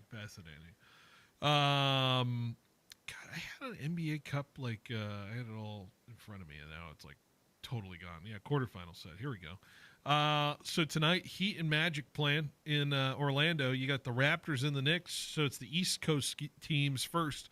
Tomorrow, you'll have the Suns and the Thunder in OKC. You have Lakers hosting the Spurs tomorrow as well. It does not feel real when I look at the Thunder's record. Have you seen the Thunder's record? No, I have not. Do you want to take a guess at what the Thunder's record is? Go ahead. Tell me. It's more unbelievable than you think. It's 23-1 right now. The Thunder. They only lost one? They've only lost one, and look, it is Portland who beat them. Yes, that Portland team whose coach got taken away in handcuffs in an alleged gambling scandal, and all that fun stuff. What do you make of the Cup? Jorge, are you excited for NBA Cup action, including our Los Angeles Lakers taking on the San Antonio Spurs tomorrow night in L.A.? I think it's nice that there's something that they could go for in the middle of the season. I think it's good to give other teams a chance to win something and say that they won something. Mm-hmm. But at the same time, it's like kind of. It was kind of forced up on me, so I don't feel good about it. It was forced upon me. I don't know. Like if it wasn't forced up, I'd be like more like, cool, yeah, I'm down with it. But I don't know. It's just like, here, there's a cup. Watch it. What does this do for Luka if Luka can get through a bracket like this? 3 games, wins a title on the Tuesday of next week, and you get Luka hoisting a trophy for the first time in his career. Hey, that would make the Lakers the winningest cup, right? The NBA Cup winningest team. They won 2 years ago with LeBron. Then Milwaukee won. Again. What are we doing here? What's the equivalency to NBA titles for LeBron? Is it 2 NBA Cup titles per 1 NBA Finals, or is it 3? How many cups do you need to win to equal an NBA title when we're doing the GOAT talk between LeBron and MJ? Like, what are we doing here? I don't know. The exchange rate, Jorge. The exchange rate. It's too difficult to know, but I think the exchange rate is 3 cups to 1 finals. 3 cups to 1 finals. Is that fair? Win or loss final? Just a final? No, you win a finals. You have to win it. Like, you have to win 3 cups to equal 1 ring in the NBA finals. Is that a fair trade? Or maybe to 1 2 cups conference title. Just 1 conference. So only an NBA finals appearance. Yeah. So 3 NBA cups to 1 equals just 1 finals appearance. Yeah. That's the math we're gonna do. I like that one better. So 6 NBA cups equals 1 finals. I can see that, yeah. 1 finals. They have to win it 6 times for 1 cup final. I mean, it's a lot easier to win a cup than it is. Hey, Sharks just scored up 1-0. Colin Graf. Nice. There you go. 1-0. They're getting outshot 10-1, Jorge, and they're up 1-0. Sharks, baby. Sharks hockey. They've been all over the place lately. They have been. They're on the road. They're East Coast all like the next week and a half. I'm going to be there on New Year's Eve. I can't wait. Got the Who do they play? Got the Wild. Wild. The Minnesota Wild. All right. Just wanted to acknowledge the cup. We have the NBA Cup tomorrow. Lakers on tomorrow at 6:45 pre with a 7 p.m. tip-off between them and the San Antonio Spurs. Okay. I didn't get a chance to talk about this game on Sunday with the Rams. I wanted to deep dive a little bit on the Rams because I think there's some fascinating developments here, Jorge, with this Rams roster. In some very specific questions that I have for this Rams team. First off, Stafford's MVP campaign got a little bit of a boost from Sunday. Do you think he deserved that boost from Sunday's result? Did you get a chance to watch a little bit of the Rams against the Cardinals? I did see Puka Nacua doing whatever he wanted in the back. Yeah, it was fantastic. I think that I don't know. It feels like he's in the running, but he lost so much momentum with that loss 2 weeks ago, because it felt like he's the one that he was burying that load, that he was burying that loss. You know, if he would have played a little bit better, maybe they would have won. But it felt like it laid on him. Mm-hmm. Maybe it wasn't all on him, but it felt like it. He is currently minus 180 favorite to win MVP, according to DraftKings Sportsbook. Drake May plus 200. Jordan Love plus 10-1. He came out with, what is it, two wins in a row now? Drake. Jordan Love. Jordan Love, yeah. And good performances, actually. So Josh Allen, 15. That's your short list. Yeah. Do you want to do a little trends right now with the Rams? Betting trends with the Rams? Okay. The Rams are currently the favorite to win the Super Bowl. Currently the favorite. At plus 390. Do you like those odds? Do you feel like those odds are right? They are the number 1 team to win the Super Bowl right now. Plus 390? Yeah. So you bet $1, you're going to get $30.90 if they win the Super Bowl. Yeah, I don't know. I wouldn't have them as. Oh man. Seahawks are plus 650. Packers are plus 800. The Bills are plus 850. The Patriots are plus 950. The Broncos are plus 950. Why are the Patriots so low? They just don't believe in a second-year quarterback. I think it's everybody's hedging. I can see that. Eagles are plus 11. I don't think the Texans are plus 1,300. And the Jags are plus 1,900. That's your kind of short list top 9 right now in terms of Super Bowl odds.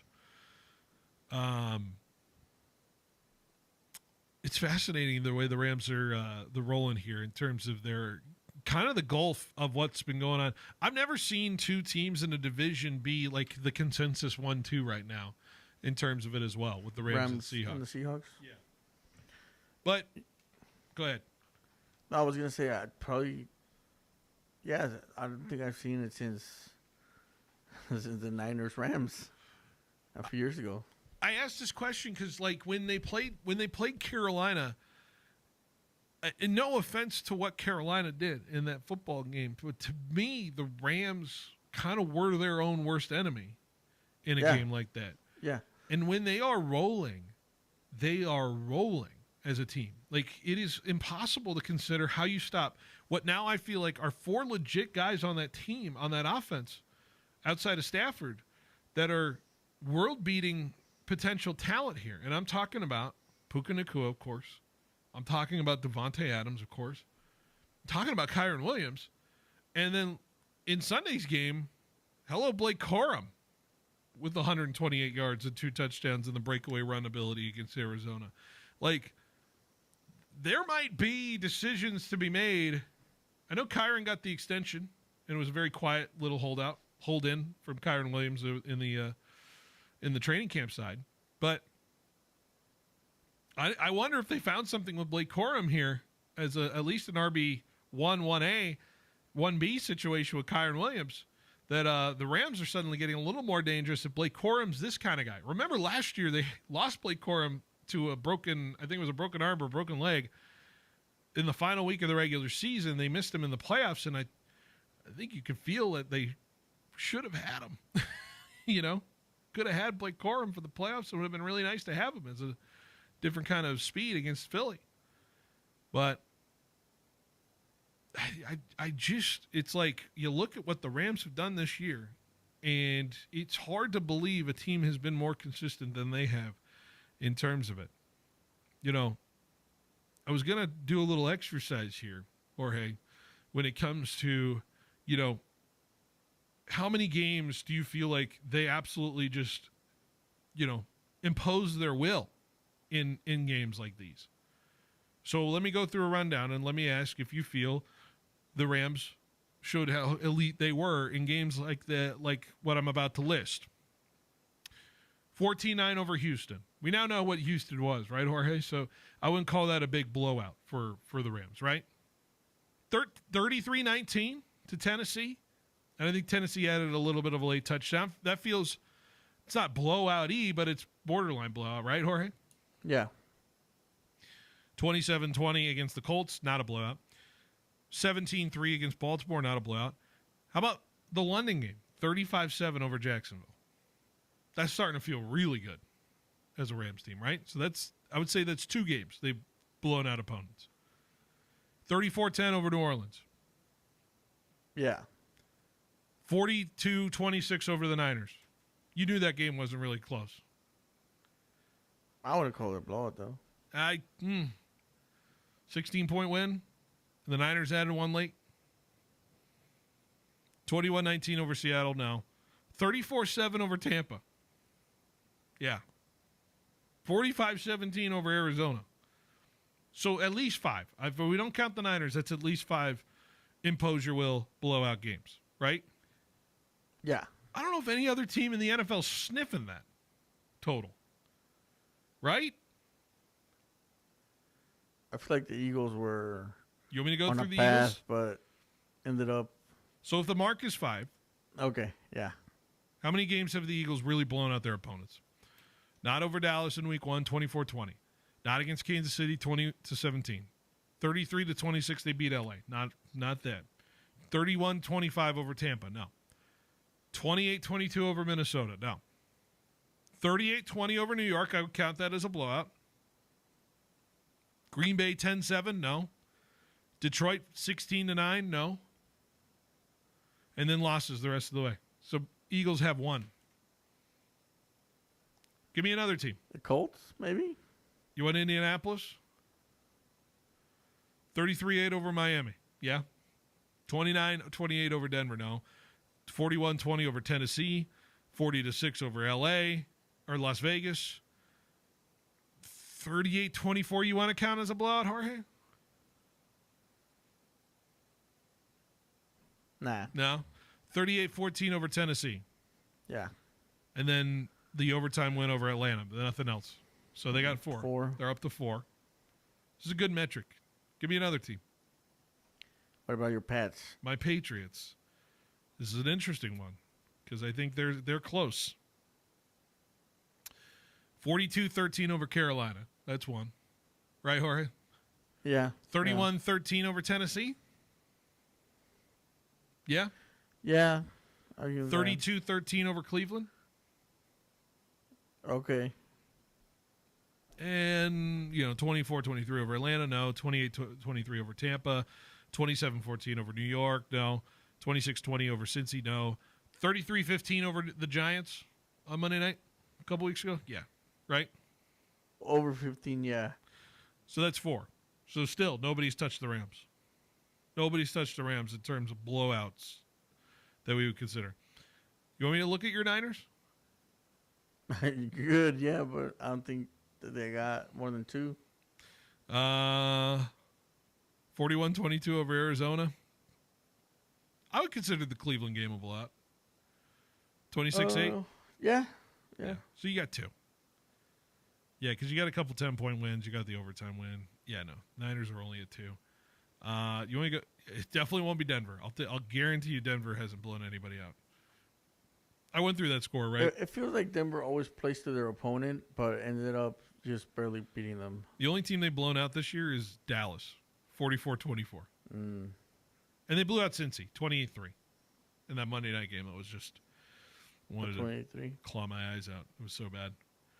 I think there's one more team I'm forgetting out there. Seattle. Do you want me to go through the Seattle schedule? Okay, yeah. 31-17 against Pittsburgh. Not quite. 44-13 over New Orleans. Yeah. 23-20 over Arizona. No. 20-12 over Jacksonville. No. 27-19 over Houston. No. Washington 38-14. Yeah, I would say so. 44-22 over Arizona. Yeah, we're up to 3. 26-0 over Minnesota, Jorge. Correct? Okay. Yeah. 37-19 or 37-9 over Atlanta. 37-9? Okay. All right, so Seattle's up to 5 blowout wins. So they're at par with. These are the 2 best teams in football as we go through our exercise. It's the 2 best teams in football. It's fascinating to kind of watch how it all plays out as the season rolls along. I can't believe they're in the same division. I can't think of another season where you since the 2013 Niners Seahawks, right, Jorge? Yeah. We're there in that kind of territory, right? It certainly seems like it. Yeah. It seems like it's a 2 teams that are eventually going to find each other in the divisional championship. That Sherman pick and the Crabtree and all that. All that noise felt like a Super Bowl. When they gave the ball, the NaVorro Bowman strip that they gave the ball back to Seattle. Yeah, because his knee died. And his knee got bent in a direction that should never be bent. Shouldn't be bent? Yeah. Yeah, I don't Brutal stuff. Just for prosperity, I looked at the Bills. Just curious at the Bills. And 30-10 over New York, that's 1. 40-9 over Carolina, that's 2. 26-7 over Pittsburgh, I would consider 3. They got 3. Yeah, 3. They got 3. Fascinating. All right, let's take a break. When we come back, We wrap up hour number 2 next on 1430 ESPN Fresno, the Valley's local sports leader. KFC's got your back this Thanksgiving with their Cajun deep-fried turkey. Fully cooked and Cajun seasoned, it's ready to reheat at home. More time for family, football, and fun. Pre-order a week in advance at a participating KFC and pick it up in person. Enjoy it a la carte or as part of a family meal or feast with sides like mashed potatoes, gravy, and warm biscuits. Make Thanksgiving extra tasty with KFC's Cajun turkey. Happy Thanksgiving from your locally owned KFC. Quick, where can you find a great selection of Tempur-Pedic, Stearns & Foster, Serta, and Mattress First bedding? Easy. The same place you'll find adjustable beds, sheets, pillows, mattress protectors, and more. Sleep Retreat, inside fashion furniture. It's the same place you'll find 150 recliners, custom upholstery, leather sectionals, dining furniture, and even office furniture, not including thousands of decorating ideas that you're really gonna love. Fashion Furniture on El Paso, across from River Park. There's nothing like it in all of California. Get ready for the ultimate Monday Night Showdown, only at Chukchansi Gold. Starting September 8th through December 29th, win your share of $80,000 in giveaways, including $51,000 in e-cash. Earn entries all day Sunday, Monday, and Thursday. Then join us for drawings every Monday from 5 to 8 p.m. Swipe your rewards card during the game inside Firehouse Lounge for a free entry into over $28,000 in prizes, including football gear and more. Game day starts here at Chukchansi Gold. Introducing the Sidebar, a brand new open-air beer garden at Me and Ed's Coney Island Grill in River Park. Experience a new way to catch a game, hang with friends, and enjoy new appetizers, char-grilled burgers, salads, wings with over 10 house-made sauces, and of course, world-famous Me and Ed's pizza. Thirsty? Try our self-poured taps with over a dozen craft beers, wines, ciders, and craft seltzers, plus a full bar with an impressive selection of tequilas, whiskeys, and craft cocktails. The Sidebar at Me and Ed's Coney Island Grill, now open in River Park. The sound of bees means lots of blooms, and lots of blooms means a profitable crop year. But those delicate blooms can easily be destroyed by adverse weather conditions, which in turn can be devastating to your crop investment. Now is the time to secure multi-peril crop insurance, which covers your almond crop during bloom. Bowman & Associates, your local crop insurance specialist, has been writing crop insurance for almost 40 years. Bowman & Associates is one of the largest crop insurance agencies in the state and nation. Call Roger Kent or Quinn Bowman today and ask about their multi-peril crop insurance for almonds. Bowman & Associates can design a policy with protection based on your own production experience. Ask about the new Price Option Plus, which increases the insurance price per pound to make it closer to the market price of almonds. Deadline for multi-peril coverage is December 31st. Call Bowman & Associates at 499-2020. That's 499-2020. California Department of Insurance license number 0F64178. Bowman & Associates, the crop insurance specialists. We started like you, a small team with a big dream to serve the Valley. 20 years later, FFB Bank is still proudly backing businesses across California and beyond. We've learned a lot about what it takes to grow, and now we're using that experience to make things easier for you. With our Switch and Save offer, we'll cover up to 90 days of payment processing, provide no-cost equipment, and offer competitive rates so your business can keep more of what it earns. And behind it all is a local team that truly understands your goals and is ready to help you reach them. Make the switch. Save with FFB. Visit ffb.bank to get started. Member FDIC, Equal Opportunity Lender.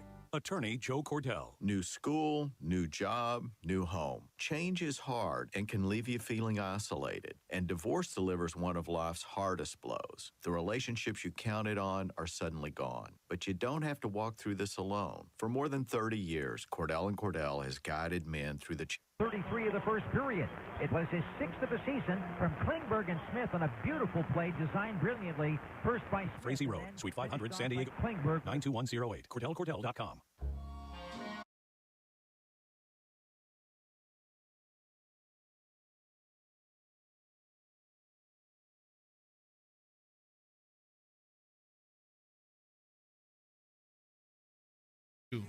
Behind the Bench here on 1430 ESPN Fresno, the Valley's local sports leader. Well, Jorge, we're 16 days away from Christmas. 16 days. You got an advent calendar? You into advent calendars? No, I mean, I don't think I knew what an advent calendar was till I came here to the States. I don't even know what it is. I think it. I mean, I know for some people it's like a. Is it a religious thing? I think so. They do it and they get like a present or a prize every Little time. present every time you open it. Yeah. I bought like a baseball card one last year. Advent calendar. It was cool. We have a pack every day. New pack A every little day? pack of cards every day. Oh, nice. Yeah, pretty sweet. Pretty sweet stuff. Anyways, we get treats all throughout the season. Gosh, I can't believe we're already 16 days away from Christmas. Christmas shopping is going to get real dicey over the next couple weeks. I'm ordering a lot of stuff. I don't want to go out. I am a tactile, like, I need to go see the thing before I buy the thing. Right. I'm very old school. I'm like that too, but I feel like if I already know what I'm getting him or getting these people, then yeah. You gave me a gift today, though. That's the schedule. Oh, the schedule. Yeah, I want to know what's going on. Of course, let's fill in the people what's going on the next rest of the week here. So we have Flyers Sharks going on right now. That's over at 790. Tomorrow, we have Sportsline Bulldog Hour, Tony D from 2 to 3. We're going to have no show behind the bench tomorrow because we're doing an office thing. We're doing a thing for the office. What do you call it? Mandatory fund? Mandatory fund fundraiser. We're raising the fun around here. Lakers and Spurs NBA Cup happening tomorrow, though, at 14:30. It's going to be a 6:45 pre with a 7 p.m. tip-off. We will have the FBU Sunbird Sports Show at 6 p.m. on 790. So the mandatory fundraiser will be done by then, and we should be able to have Paul Metters and the crew.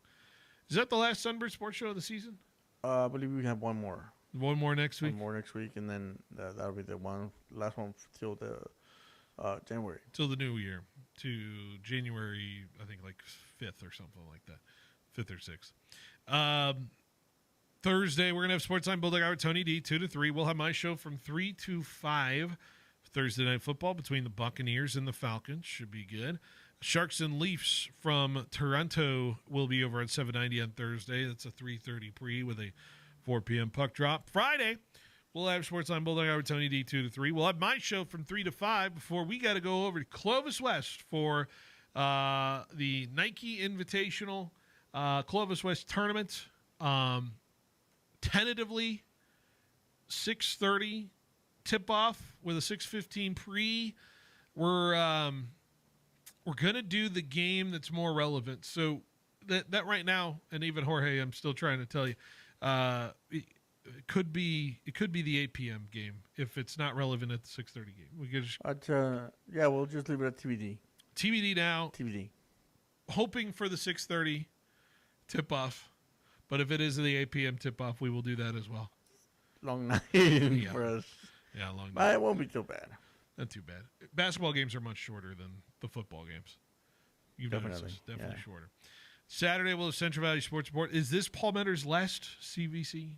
Yes, this weekend will be the last one for till the next season.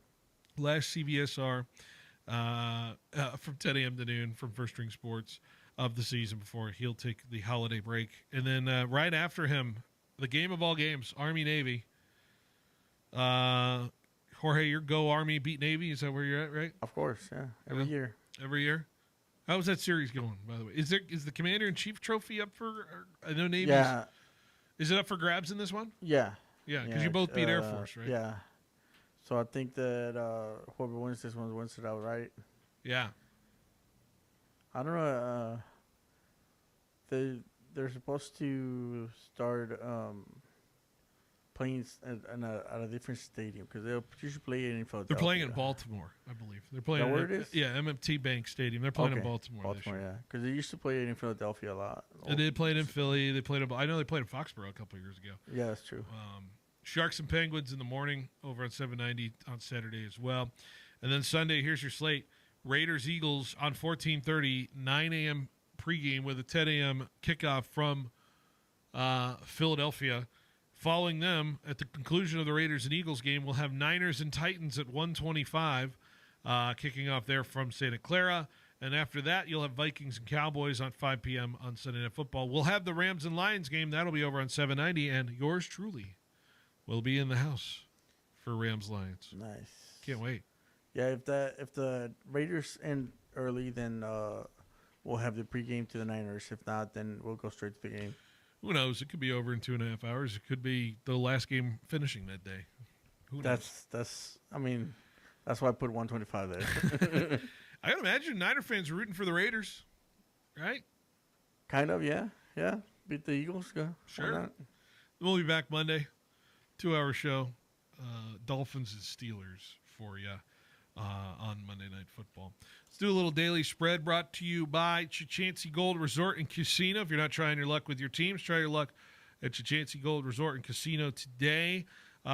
Taking a look at the basketball line tomorrow. Fresno State, which, by the way, we'll react to that on Thursday when it comes. Fresno State playing one more game before Mountain West play gets going here, Jorge. They've got CSU Northridge. CSU Northridge, of course, a team they are looking to beat, I would imagine. Getting up to 7 wins would be nice ahead of that. And it's going to be interesting how this team responds after the Arkansas game, after losing to CSU Bakersfield, going on the road. Fresno State 2.5-point underdogs in this basketball game against CSUN, the Matadors. So I'm looking forward to seeing what that'll look like. And I would imagine the reason why CSUN is favored is because last Thursday they just blew out CSU Bakersfield 87-66. They did not play with their food there. So I feel like Fresno State has a little bit of a challenge against CSU Northridge with this game. And I would imagine they need to be as sharp as they can be in that game. A good test for what's to come in the season? Yeah. Hey, it was a good first half for the Bulldogs in Arkansas over the weekend. Hitting some shots, knocking down some threes. Just the defense, you're limited when you play tougher opponents like that, like Arkansas in that situation. And they're going to have to deal with the longevity of a game like that when teams can grind you out physically like that, how you respond, how you could stay in games like this. And I'm not saying Fresno State was, it's not like an out-of-shape situation. It's more of just a being ready, being able, and being willing to hang with these teams. And so can't wait for Mountain West play when the Bulldogs get going.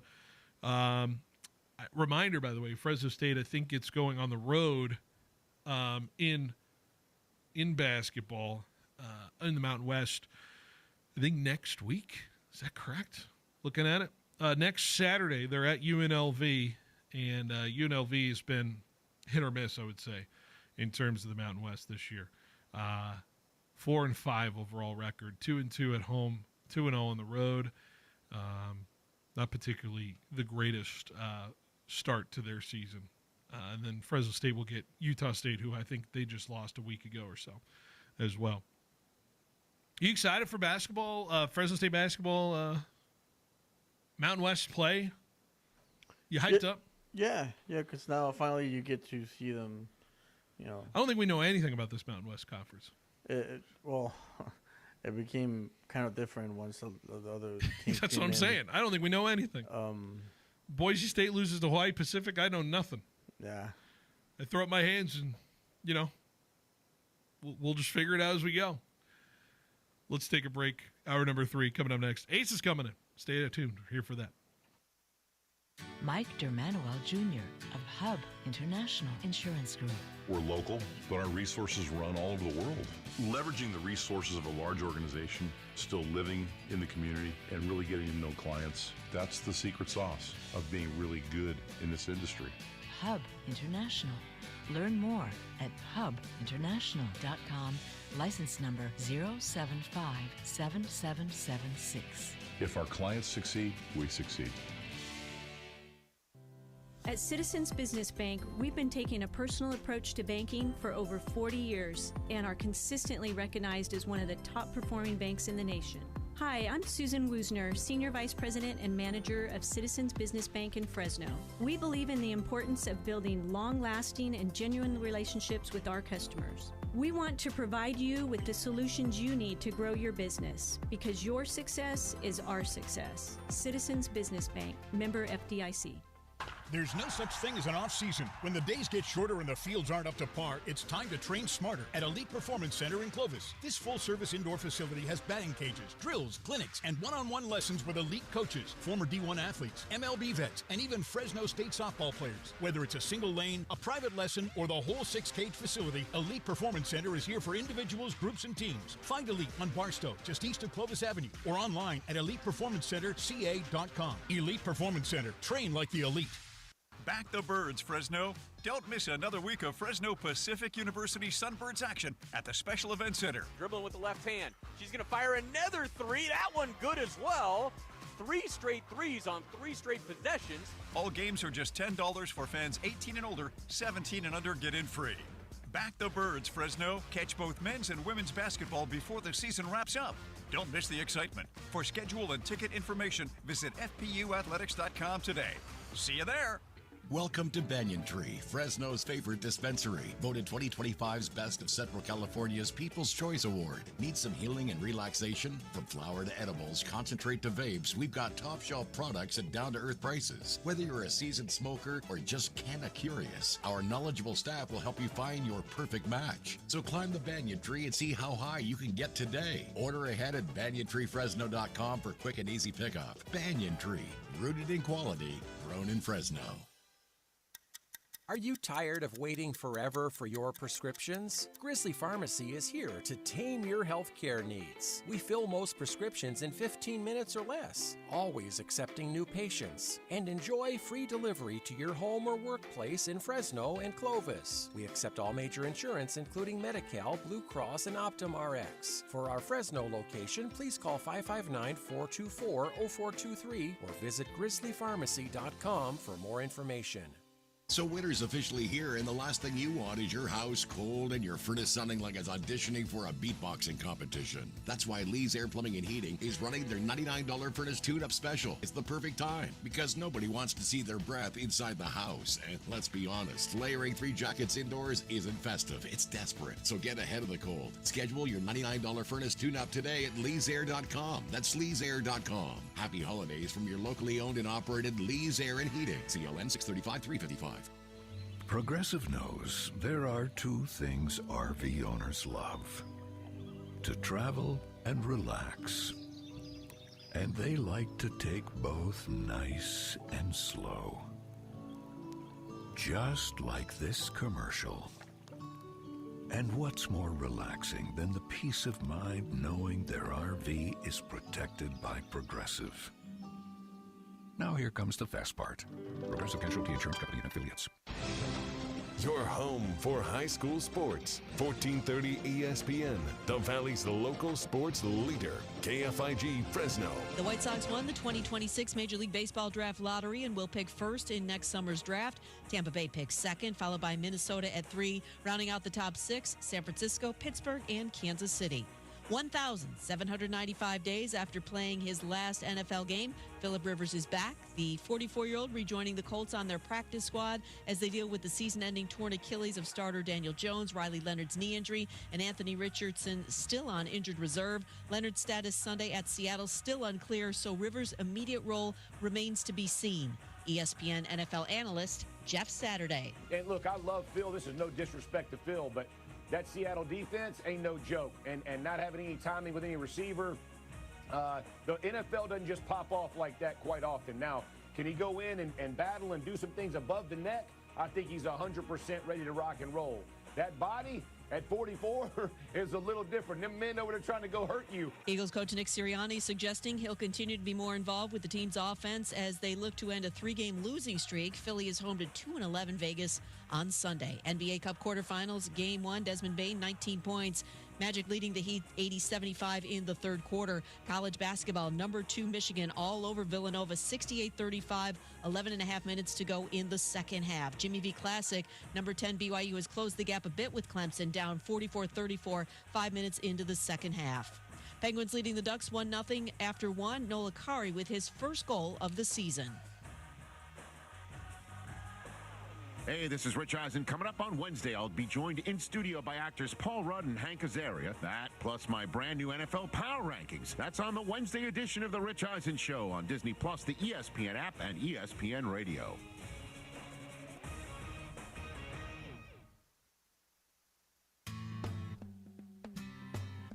He's got the knowledge. Because once again, I have to come on there and talk about how right I am once again. In anything that it comes to sports. He's got the questions. I'm going to lose it. Are you kidding me?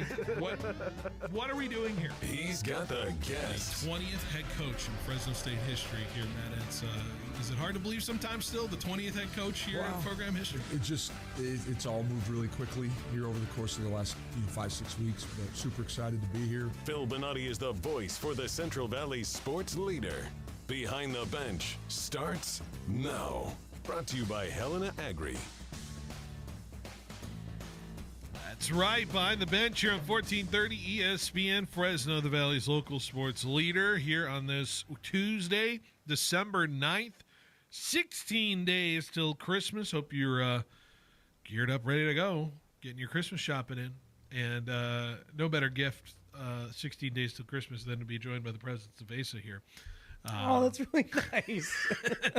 Surprised you. A little bit. That's really nice of you, Phil. Thank you. Spooked you with kindness, huh? Oh, I'm in the middle of fixing my microphone, and Phil says something really nice. I'm like, oh, we're friends. How are you doing? I'm good, man. How are you? 16 days till Christmas. You get your shopping done? You feel anxety when I say that? Always. Just always. Just in general, but yeah. It could be particular. Like January 23rd, and I'm like, 342 days till Christmas. How you feeling, bud? Not great. Oh, someone made a 365 advent calendar. I'd be all in. That's just a regular calendar. Yeah, but then you get a little gift every time. A little treat. You get a little treat. Little treat. Yeah. Congrats, you made it through another day. It's great to have you, bud. How you doing? I'm good, man. How are you? Thanks for having me. Life been good for you? Yeah, remarkably. Did you have a fun Friday night? I did. Thank you. Thank you for being there, and thank you for helping me sell T-shirts. Phil, by the way, ESPN Nation, incredible merch table guy. I got a great people skills. Excellent customer service. Yeah. Knew where everything was even more so than I did. Your inventory is destroyed, by the way. It is, yeah. I ripped it apart trying to find your shirts. Oh, my bad. It's not your fault. Whatever system you had, it's gone. It's a bummer because, like, I would love, if I could peel back the curtain a little bit, we have a merch box that's just like a regular, like, tote that I got from Lowe's, and it has wheels on it and everything. They don't make dividers for that because, why in God's name would you ever have dividers for something of that kind of box? Exactly. And so I'm like, I have to make like cardboard dividers so that way I can separate like all the sizes out, and it's like they're just gone. They disintegrate. I didn't know what the concept of that was. I was kind of just like, I need to find shirt. It's dark. I can't find shirt. Yep. Where is small? This is large. And I just kept rummaging. Oh, if you're trying to find, oh no, because large and extra large are in the middle. But then there was a random bag full of other shirts, and then there were white shirts, and I was losing my mind. Yeah, you know what? I could have. Steph should have prepped you better. She was kind of going through it. Yeah, and we don't need to go into any more detail. We don't. Jorge, would you like a For the Record shirt at some point in your life? Would you like?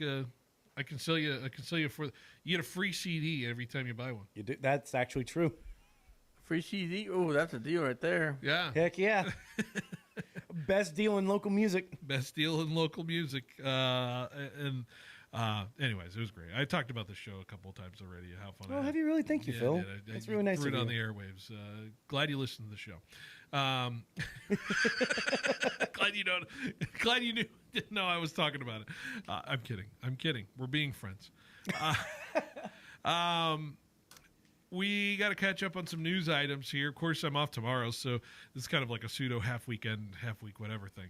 But I wanted to get your thoughts on a couple of sports stories here. And I think we've been really attacking the topic of college football here and talking about the, first of all, the bowl games and all of the relevance of it and whatnot. And, of course, Fresno State plays in one. We'll be playing in one. You hyped up for, and let me sure I get this right. You hyped up for the Snoop Dogg Arizona Bowl presented by Gin and Juice by Drake and Snoop. Is that really the whole title? I have to say that. That's I'm incredible. Contractually obligated to say that. According to the Yes, Snoop I'm Dogg very people. excited for the bowl game that you just told me about that I could not repeat back to you. The Snoop Dogg Arizona Bowl presented by Gin and Juice by Dre and Snoop. Yeah, no, couldn't do it.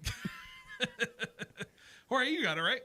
So the Arizona Bowl is called the Snoop Dogg Arizona Bowl, and then it's presented by Gin and Juice. Gin and Juice by which Dre is the and drink Snoop. from Snoop and Dre. Yeah, Dre and Snoop. So TM. So can we do it again? The Snoop Snoop Dogg's Dogg Arizona Bowl, presented by Gin and Juice by Dre and Snoop. There you go. Okay, cool. I did it. That's how you say I did it. Yeah. You're gonna goldfish, bro. I'm gonna test you at the end of this hour. I'm gonna goldfish. You hyped up for you listening to Snoop the last couple days? You getting hyped into the Snoop Doggy Dogg set of mine? Honestly, I'm just excited for more college football. Yeah, it's the last vestige of college football before the off season, so I'm trying to get it where I can. So yeah, I'm very excited to see Fresno State play football again. You've been to a bowl game, right? You went to the LA Bowl. Went to the LA Bowl. Yes. Is that your only bowl game you've been to? Yes. Okay. You the bowl game atmosphere and the bowl games, like for you, and this is fascinating because you're an interesting style of fan where I grew up watching bowl games to, like back when I was like 5 or 6, right? And so I knew the traditions and I know the feeling and the just the nostalgia surrounding bowl games. But you're like you're newer, paying attention to college football, but you're feverish in the idea of what college football is and what it can represent. But also, you don't have the nostalgia glasses like I do for the bowl games. So, like, what is your thought? Like, what when you think of what bowl games represent, what do you think about when it comes to that? I feel like because of the whole Notre Dame thing, people saying like, oh yeah, like bowl games don't matter, and it's like no, bowl games matter. Because I remember a couple years ago when Fresno State went to the LA Bowl presented by not Gronk, I think it was the Jimmy Kimmel Bowl. Kimmel Bowl. Like I remember, there's a couple guys because Fresno State played against, I think, a Cam Ward led Washington State. Yeah. And I remember a couple of the offensive linemen were just sitting in front of the end zone that me and Steph were sitting in, and they were just like taking it all in. And it was at SoFi, which let's be 100% for real here. Like it wasn't a packed stadium.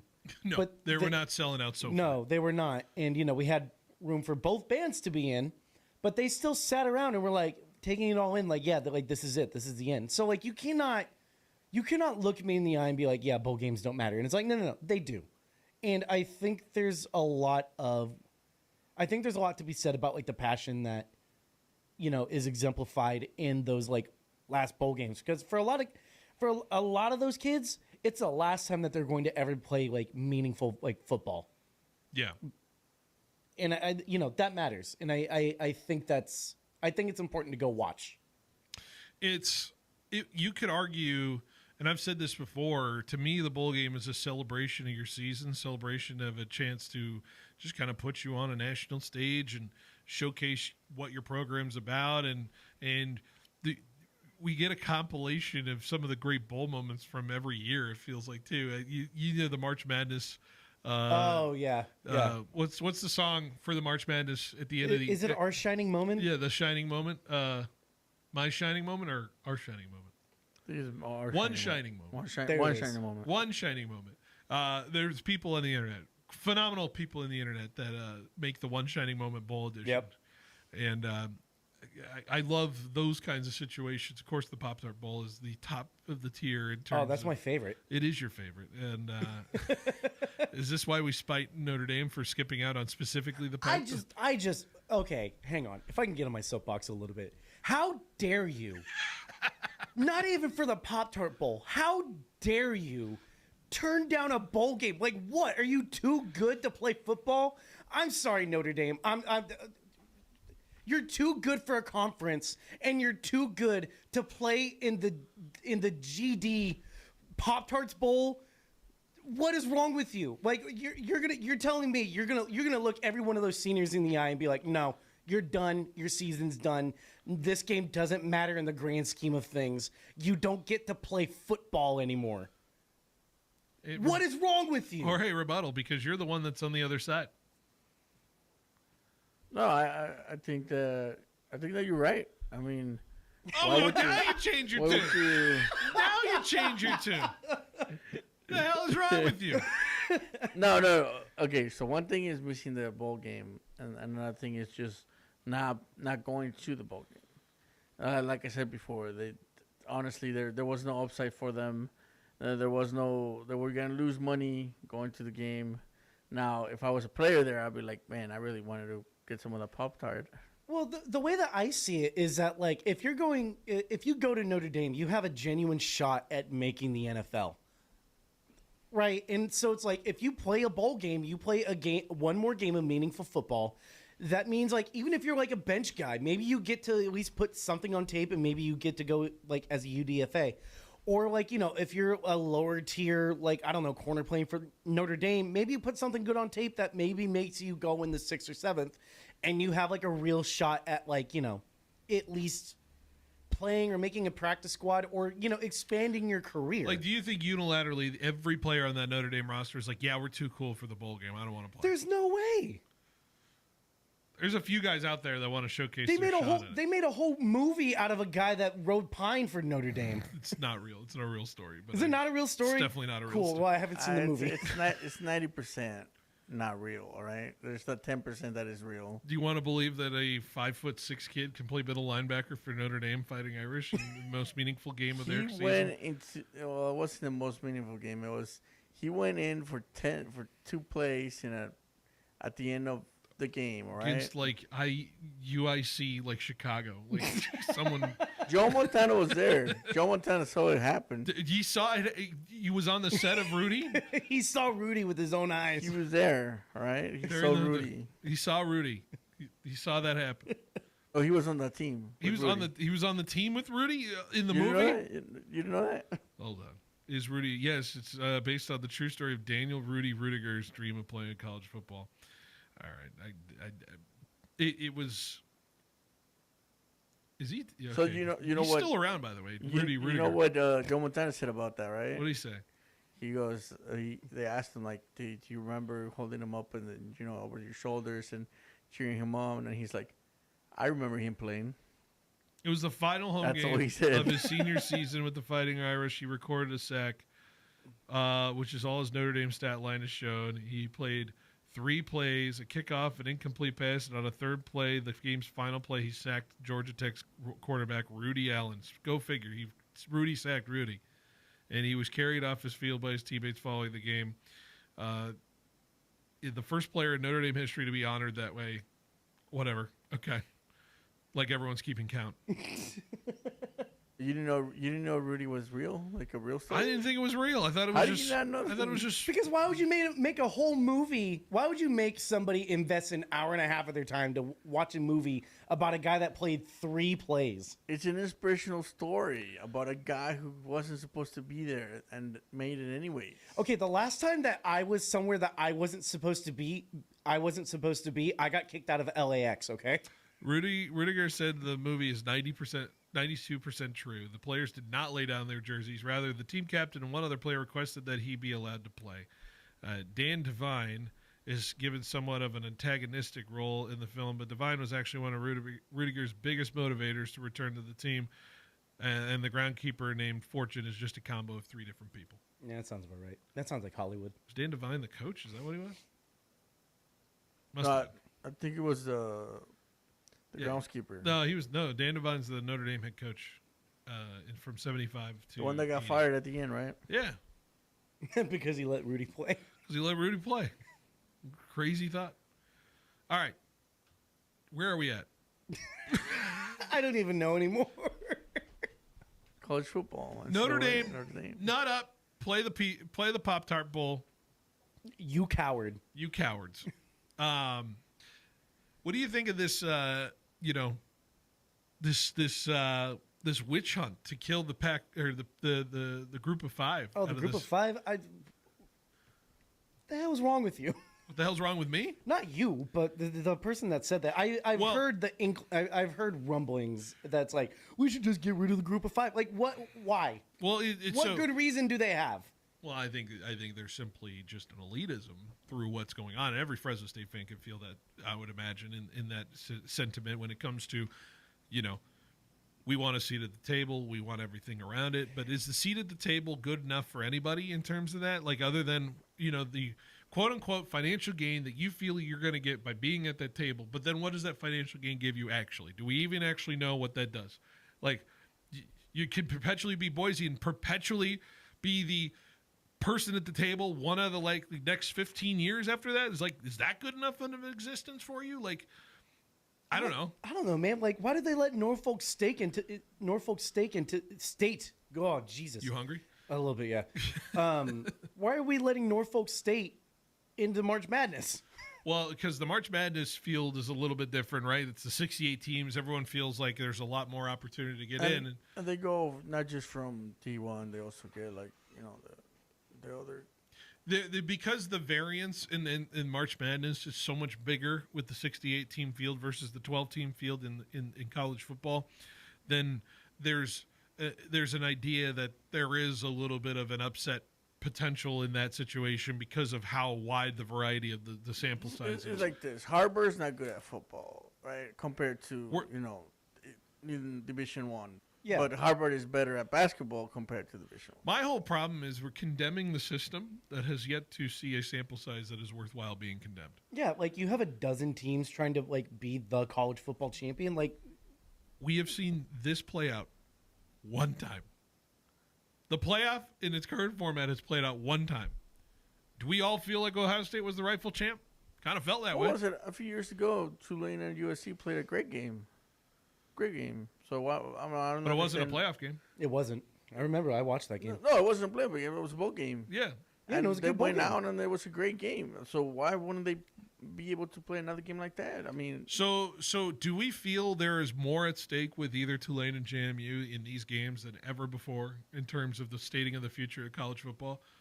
Like, do we feel like the arguments could, like, here's the problem. They're going to continue to move the goalpost in the argument of wherever the group of five can get its credit to. If Tulane beats Ole Miss, it's Lane Kiffin's gone. And that didn't Ole Miss team was, and that Ole Miss team was disfranchised, and imagine what they were going through. And I can already hear the argument of that. But if JMU beats Oregon, where you go with that explanation? That's I think the only narrative breaking conversation that can happen is if Oregon lays an egg on Saturday, December 20th. Well, yeah, they're going to lay an egg. They're ducks. Let's take a break. We'll be right back with more Behind the Bench right after this on 1430 ESPN. Are you a business owner struggling to understand how cloud technology can help your business? Are you in need of computer and technology support for your employees? M-Cubed Technologies is your solution for fully managed IT services. And that's Zegras who goes down to the 5 days a year, M-Cubed will be your partner in the digital world, allowing your business to carry on worry-free. We specialize in cloud hosting, Microsoft 365 management, general IT support, and VoIP phone services. Call M-Cubed Technologies today to discuss our partnerships. It's cold outside. And a good thing, Donald P. Dick has 5-year free financing on a new Linux system. That's 0% financing and up to 30% energy savings. This isn't a system that costs. It pays. Get 54 years of experience, 12 People's Choice Awards, and Linux, the best-selling system in the Valley. Affordable, high-quality Linux. And 5 years of free financing from Donald P. Dick. Call 255-1644. Craving big flavor? Head to Me and Ed's Victory Grill in Fresno. Bite into the legendary Victory Burger. Dig into the fall-off-the-bone ribs. Or share the ultimate Victory Platter with friends. From those legendary Me and Ed's pizzas to fresh salads, cold drinks, and a warm hometown vibe. Every bite and sip is a win. Watch the game, catch up with friends, or bring the family. Me and Ed's Victory Grill in Granite Park, Fresno. Don't miss ESPN's Major Wager Monday Night Football every week. Come hungry, leave a champion. Victory tastes better here. Bulldog basketball is back and heating up the Save Mart Center. Don't miss any of the exciting action as both the men's and women's basketball teams take on the Mountain West this season. Make sure to bring the whole family to root for your hometown Bulldogs as they compete for that Mountain West championship Fresno would love to bring home. Tickets start as low as $5 for select games. Grab them at GoBulldogs.com today, and we'll see you at the biggest party in the Valley. Go Dogs! Valley Pure is spreading the cheer with deals that feel like a celebration. Whether you're stocking up for festive gatherings or gifting something special, Valley Pure has you covered with top shelf quality at unbelievable prices. And here's the holiday bonus. Just tell your bud tender you heard this radio ad and snag a Valley Pure or Cowgirl 8th or a 1 gram vape cart for just a nickel with any purchase of $50 or more. One redemption per customer. And Valley Pure Tulare now has extended hours every day from 8 a.m. to 10 p.m. Visit valleypure.net to find a location near you. Hey, it's Phil Bonatti from Behind the Bench. As the weather cools down and the action heats up in the sports world, that also means that sometimes we're you, more slips, hits, and injuries. Just like in sports, when life knocks you down, you need a strong team behind you. That's Davis and Van Wagenen, attorneys at law, right here in Fresno. They've helped Valley families recover and win the compensation they deserve. And you don't pay unless they win. Visit DavisVanWagenenLaw.com. Davis and Van Wagenen, your hometown injury attorneys. Citrus season is here, and once again, growers are choosing orange over blue because Kubota means less downtime, easier controls, and better value through the long harvest stretch. When you're racing weather, labor, and time, uptime matters, and Kubota delivers. So, turn to Pioneer Equipment, your authorized Kubota dealer, for the tractors and service they depend on. With Fresno and Reedley locations, Pioneer Equipment, your authorized Kubota dealer, is ready for you this season. Visit Pioneer Equipment, your authorized Kubota dealer, today. Online at PioneerEquipmentCA.com. Hey, it's Phil Bonatti from Behind the Bench. As the weather cools down and the action heats up in the sports world, that also means that sometimes we're you, more slips, hits, and injuries. Just like in sports, when life knocks you down, you need a strong team behind you. That's Davis and Van Wagenen, attorneys at law, right here in Fresno. They've helped Valley families recover and win the compensation they deserve. And you don't pay unless they win. Visit DavisVanWagenenLaw.com. Davis and Van Wagenen, your hometown injury attorneys.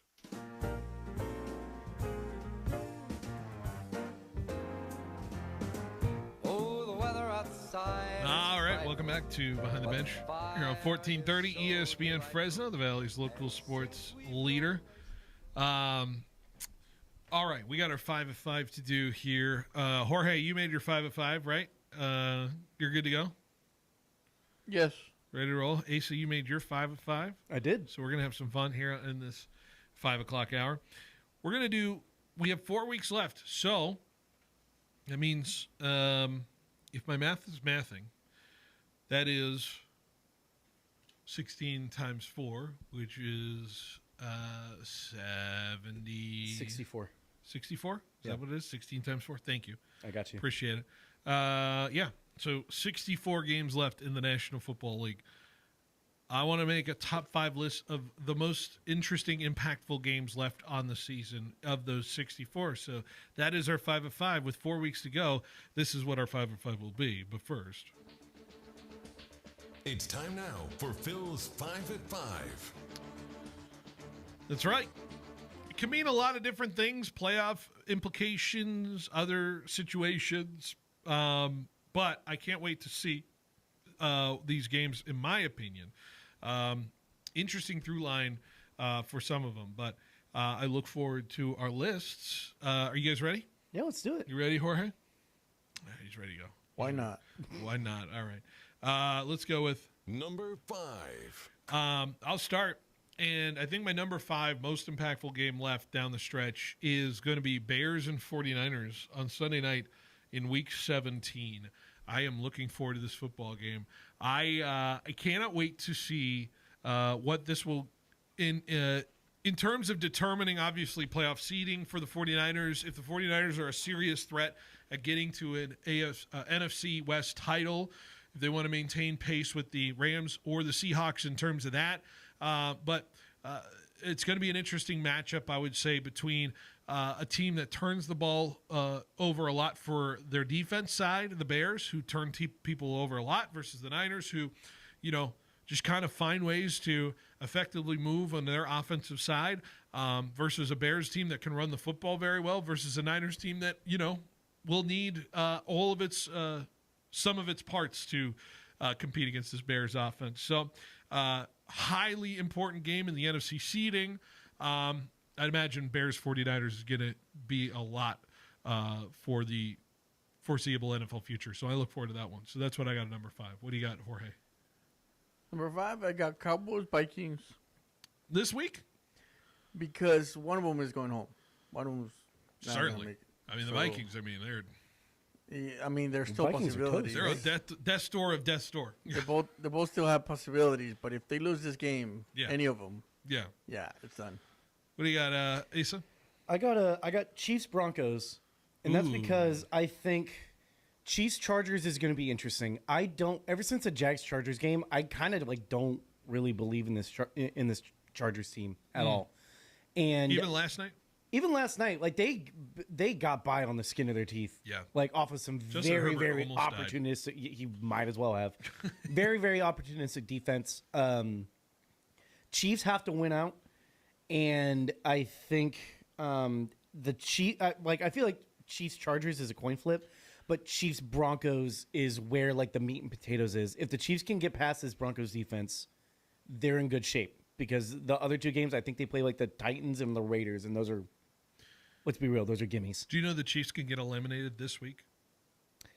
I did know that, but I forgot the The circumstances. circumstance is if the Chiefs lose and Buffalo wins, Jacksonville wins, and Houston wins, the Chiefs That shuts them out, right? Yeah. They're out. Or flip the Texans win, give it to the Colts. If the Colts win with that other combination, Chiefs are dead. Okay. So there you For go. the first time in a decade, right? Yeah, pretty nice, ain't it? Yeah. Look at that. Look at us. Number 4. I got your team playing in my number 4 game, Broncos Jaguars, Week 16. What should be the Sunday night game that week, by the way, and I think you have a right to. You know, I'll say this: I think you kind of want that game to be under the radar as much as possible. Yes. I don't know why we flexed Patriots Ravens that week. I'm supremely more interested in what Broncos Jags is, especially from the defensive battle between each team. But also, it's Jags' chance to maybe even get to that 2 seed if they want to keep pace with Denver. Denver's got a couple of tough games, like I said, with Green Bay this week. They'll have Jacksonville next week. Jacksonville's relatively easy schedule with Tennessee still left on the docket. Whatever Phillip Rivers is on the docket. And that Colts That's gonna team be a thing. And you better not lose to the Jets. I'll tell you that this week. But this is kind of a nice measuring stick for the Jags in terms of what they can do in a chilly Denver atmosphere. So Broncos Jags, a little what was it? 1997 AFC 98 NFC Championship rematch. That was John Elway, Mark Brunell. We like that. We do. So I got them at number 4, Broncos Jags. What do you got, Jorge? Got Green Bay, Chicago. Number 4. In a couple weeks. Something's got to give. Chicago seems to be on the down. Probably for the NFC North, yeah. So, yeah, that's my game. Okay. I got Texans Chargers because since the series split with the Jags, I think if the Texans beat the Chargers, I think it kicks the Chargers out. I don't think it kicks the Chargers out, but it puts them in better. I think it puts them in better seeding. Chargers are currently a game up on Houston. Doesn't feel like the Chargers are going to miss the playoffs, but they'll be 9-4. Yeah, you're right. It'll be playoff indicated. It's going to be weird. Yeah. I forgot they played on December 28th, Week 17. I did a little bit of homework today. No, I know. That's an interesting game. I forgot to kind of think about that one. The Chargers have been so under the radar for me. They're so weird. Like if you didn't tell me that they were 9-4 after just the eye test, I'd be like, there's no way. Yeah. Let's go to number 3.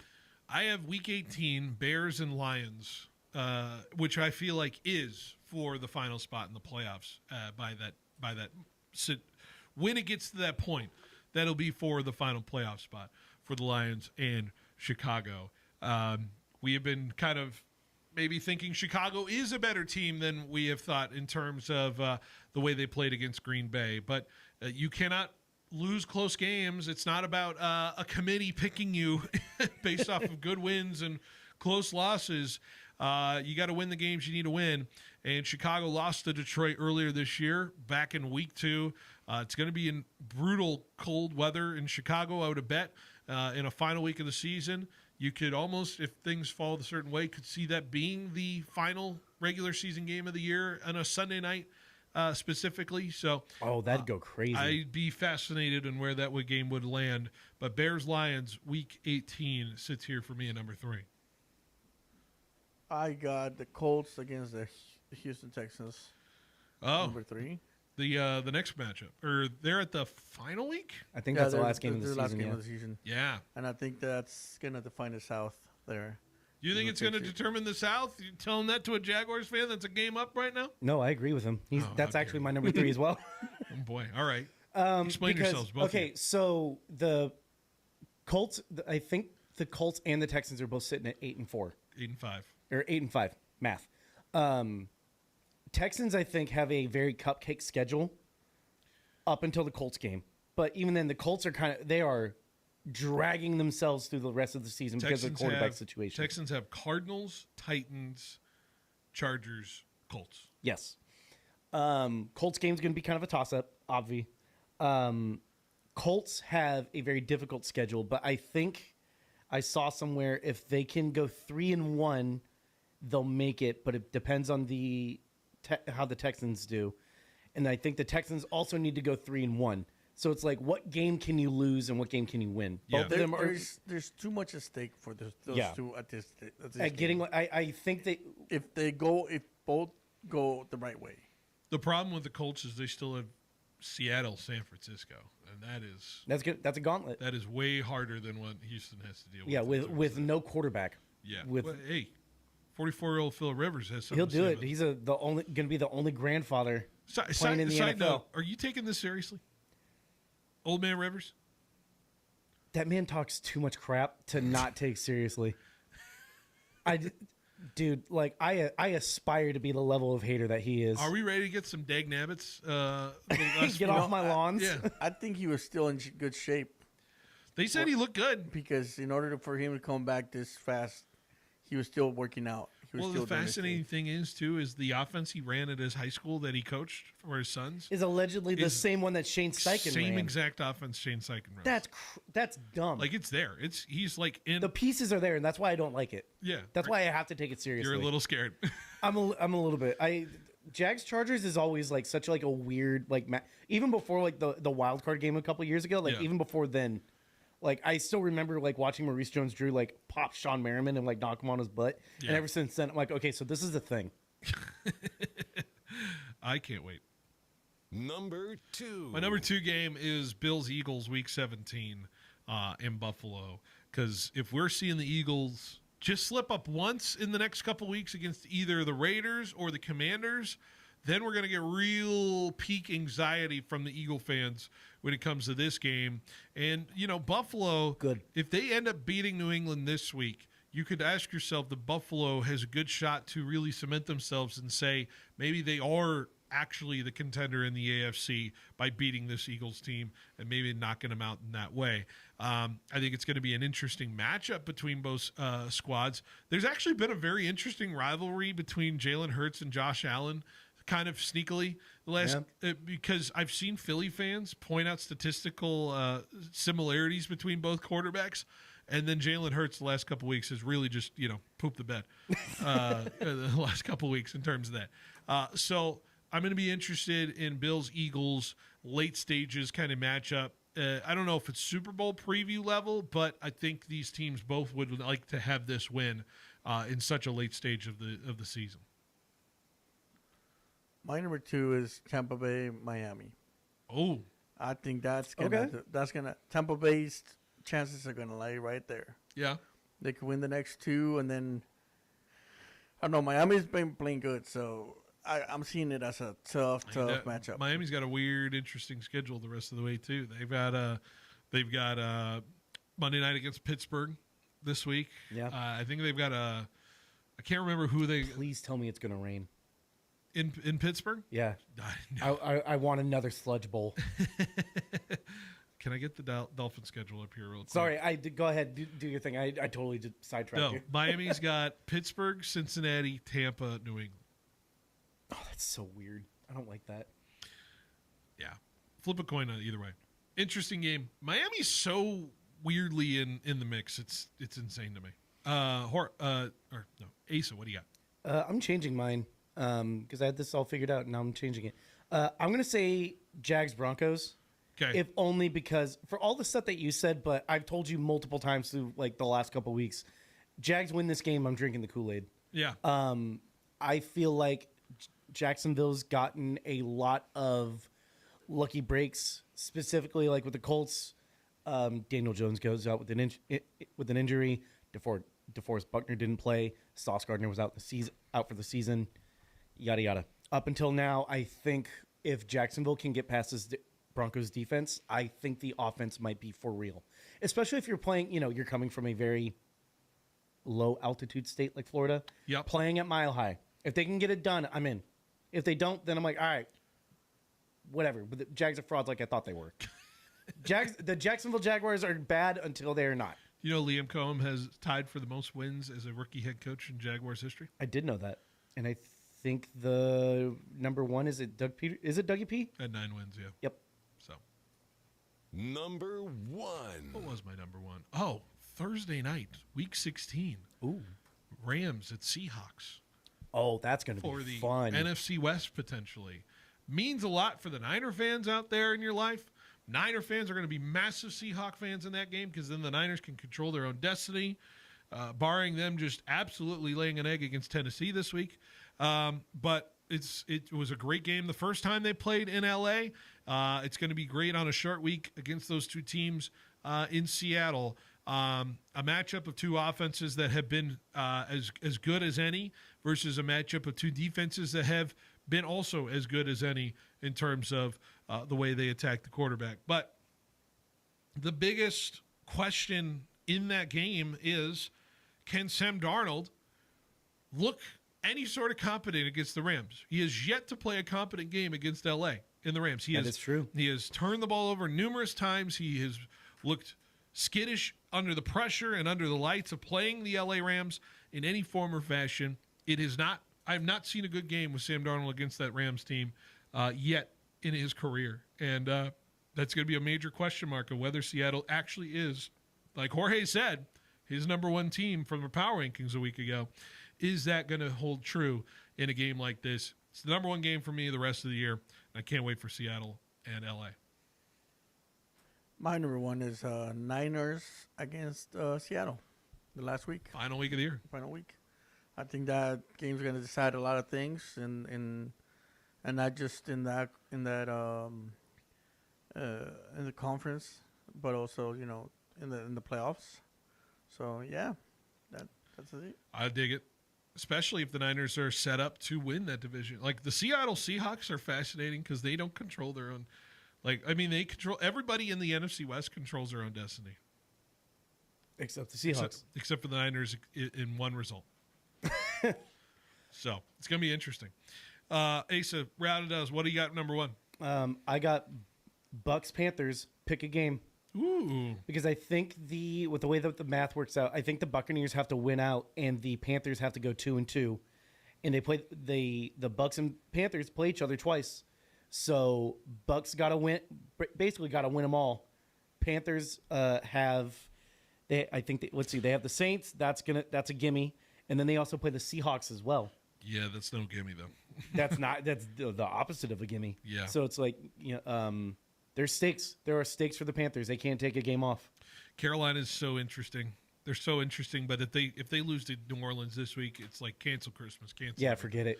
Forget about it with Carolina. But man, we were going over the bold predictions from beginning of the year, and I'd like one of them to come true. And the Panthers making the playoffs certainly would help. That was Phil's 5 at 5. And Asa and Jorge. All right, let's take a break. When we come back, we wrap up the show next on 1430 ESPN. Fresno County is filled with talent, but opportunity doesn't always reach every student. The foundation at FCOE is just $100,000 away from reaching our $1 million endowment for excellence. This fund safeguards life-changing programs, from academic decathlon and career expos to arts, leadership, and college readiness, ensuring opportunities for students now and for generations to come. Join us. Every gift builds tomorrow. Visit fcoefoundation.org/raise to 1 million. Ed Dinas, the dealer in Dinuba that does. Yes, he does. Hey, it's Marcus McMarron. You can't miss Ed Dina's Auto Center's year-end clearance sale going on now through December 31st. Everything is priced to move. The entire truck inventory is on clearance. Get year-end savings, strong trade-in values, and a fast, hassle-free financing from a dealership proud to serve the Valley. Ed Dina's, the dealer in Dinuba that does. Yes, he does. Get ready for the ultimate Monday Night Showdown, only at Chachansey Gold. Starting September 8th through December 29th, win your share of $80,000 in giveaways, including $51,000 in e-cash. Earn entries all day Sunday, Monday, and Thursday. Then join us for drawings every Monday from 5 to 8 p.m. Swipe your rewards card during the game inside Firehouse Lounge for a free entry into over $28,000 in prizes, including football gear and more. Game day starts here at Chachansey Gold. Hey, Fresno State fans, the Fresno Suit Outlet congratulates Coach Jeff Tedford, the newest member of the Fresno State Ring of Honor. We're proud to be part of this and other historic Bulldog moments as the official suit provider and proud to serve our community for over 20 years. Score our unbeatable deal: 3 suits, 3 shirts, 3 ties, 3 belts, 3 pairs of socks, and 3 hankies, all for just $399.99. With on-site tailoring and same-day service, you'll walk out ready to win the day. Visit FresnoSuitOutlet.com. Congrats, Coach Tedford. Reindeer on the roof? Jack Frost out front? Fresno Ag has everything to get you holiday ready. Wrangler and Carhartt clothes, gift-worthy grills, even frozen country fair cinnamon rolls. Visit Fresno Ag Hardware in Fresno and Clovis, your one-stop holiday shop. Love a good tailgate? Well, Fresno Ag is giving one away. Enter our Major Wager Tailgate giveaway for your shot at the ultimate game day setup. Visit Fresno Ag Hardware in Fresno and Clovis. Terms and conditions apply. See store for details. At Helena Agri-Enterprises, we're committed to helping you make the best agronomic decisions for your farm. That's why we combine cutting-edge technology with superior product. Helena's agri-intelligence solutions use in-depth analysis to identify potential problems in the field before they take root. Combined with a complete line of high-quality crop production and crop protection inputs, Helena has the tools to help you increase productivity, enhance performance, and maximize your return on investment. Contact your local Helena representative or authorized dealer to create the right plan for your farm with Helena products and agri-intelligence solutions. KFC's got your back this Thanksgiving with their Cajun deep-fried turkey. Fully cooked and Cajun seasoned, it's ready to reheat at home. More time for family, football, and fun. Pre-order a week in advance at a participating KFC and pick it up in person. Enjoy it a la carte or as part of a family meal or feast with sides like mashed potatoes, gravy, and warm biscuits. Make Thanksgiving extra tasty with KFC's Cajun turkey. Happy Thanksgiving from your locally owned KFC. Here's a tip from All American Glass, Fresno's go-to since 1990. Hey, this is Isaac with All American Glass, wishing all you listeners a very happy holiday season. I'm here to remind you that we're available for all your auto glass needs. We've been trusted in the Central Valley for over 30 years as the leading professionals in repair, replacement, and recalibration. Come in today for a free quote and mention this ad for a $25 discount on your next windshield replacement. And remember, we treat your car like family. Get a free quote today at aagfresno.com.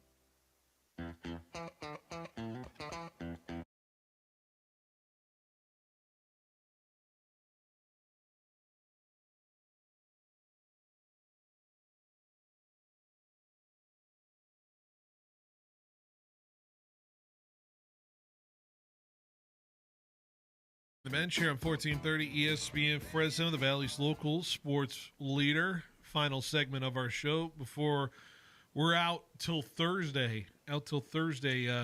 Asa, you had your work, your Christmas fundraiser. As Jorge, yeah, my mandatory Christmas meeting, yes, or whatever. Yes. Yeah. What's the protocol when you have one of these things, right? Do you bring something to the thing, or do you just show up? No, ours was show up, eat, take shots with my boss, and then go home. I was told I should have come. You could have. Yeah. No one had said anything. Nobody asked. I don't know, man. It's like when you get invited to something, it's like you get a +1, not a +2. Yeah. You would have been my +2. I heard my brother showed like severely underdressed. I didn't think of it that way, but if you want to put a marker on it, like, to be fair, this is all coming from our mutual friend Nico. Yes. Yes. Anyways, laying out the tea. laying out the tee on a 5:46 here on a Friday, or not a Friday, on a Tuesday. It feels like a Friday. I don't got a show tomorrow. I still work tomorrow though. We still work. Guess who we're gonna have? We're gonna record an interview tomorrow with somebody really interesting. We're gonna air the interview on Thursday. Oh, no way. The commissioner of Cosmic Baseball. What? Are you aware of what this is? Baseball in space? What do you want about? Have you looked this up? Hold on, I want to make sure I get this Is this right. like Banana Ball? A little bit. Yeah. Wait, for real? Look it up. Cosmic Baseball. I dare you to look it up. Actually, I encourage you to look it up. That's not a dare. It's a new. I want to say sport. Asa, imagine baseball at night, but glow in the dark. Glow in the dark baseball. That's cool as hell. It's coming to Chancey Ballpark in late August. Oh, that's rad. Yeah. So we're gonna have the founder. Yo, that's actually really cool. Yeah. Oh my god, it's like extreme bowling, but like baseball. Yeah, describe what you're looking at. Very neon colors. Lots of blacklight stuff. Lots of like hot pink, purple, in like highlighter green. I'm trying to think of was it Laser Quest? What was the place that used to have laser tag in the Bay Area? I'm the only one that's probably asking this question. God, I'm trying to remember. Was it Laser Quest? Laser tag at Adventure Park for my Valley people. It was Laser Quest. Laser Quest was a place in the Bay Area. I think there was a Fresno one too. It says it's temporarily closed right now. So I don't know. Apparently there's a Laser Quest in Herndon Avenue here in Fresno. All right. Do we know this? I believe that. There was yeah. What about like No Surrender? Don't they do like blacklight stuff? Sometimes, but it's not. Or what It's about not like their bit. What about Okay. laser tag back at like John's Incredible Pizza? Yeah, when Camelot Park or Boomers. Boomers, man. Oh, Boomers. Then it turned into Living Spaces. Is that where it turned? Did it really? Yeah. Yeah. Yeah, it turned into Living Spaces. Yeah. They used that for that. Yeah. Yeah. Jorge, were you sharp in the laser tag? Did you get your guys? No. No. Not until after I went to basic training. That's a true story. Before the basic training, I was not good with guns, and then I was. You were the pleb like us. Imagine. Yeah. Hey, so you down to laser? You have a strat in laser tag? A strat? No, I usually am the first one out because I get like overly excited. You just charge? Kinda, yeah. I kind of forget where I am for a second. Well, you try to flank. My vision goes a little bit red. Well, the laser tag strategy is because usually you have like 4 to 6 people on a team, right? And Yeah. So you gotta have like a flanker. You gotta have a guy who is able to get behind. Oh yeah, see, no, I go guns blazing. Like if I get out, You just go I'm right out. down the middle. Yeah. Oh, dude, I'm like a mainliner, and then I'm like, all right, just pick them off. I'll draw their fire. No, I'm definitely the creep around the side, try to flank you. I remember trying to play video games with you, and I'm like, oh, they have like a really good sniper character, and you're like, yeah, I don't want to do that. And I'm like, but you like sniping. I do like sniping. I'm very good at sniping. I know. We played GTA all the time, Jorge, back in the day. Many moons ago. And we used to play just a game called Sniper, where we would just literally, it was just us sniping each other at like a reservoir somewhere in the map. Yeah. And I always was the Phil one. was always at like the top of like some building that no one ever could get access to, and I'd be like driving around, and then it's like wasted. And I was too like, quick. Where even? I'm too quick. Like they don't know where I am. I'm the eye in the sky. Sounds like fun. Sounds like fun for one of you guys. Are there buildings in Florida?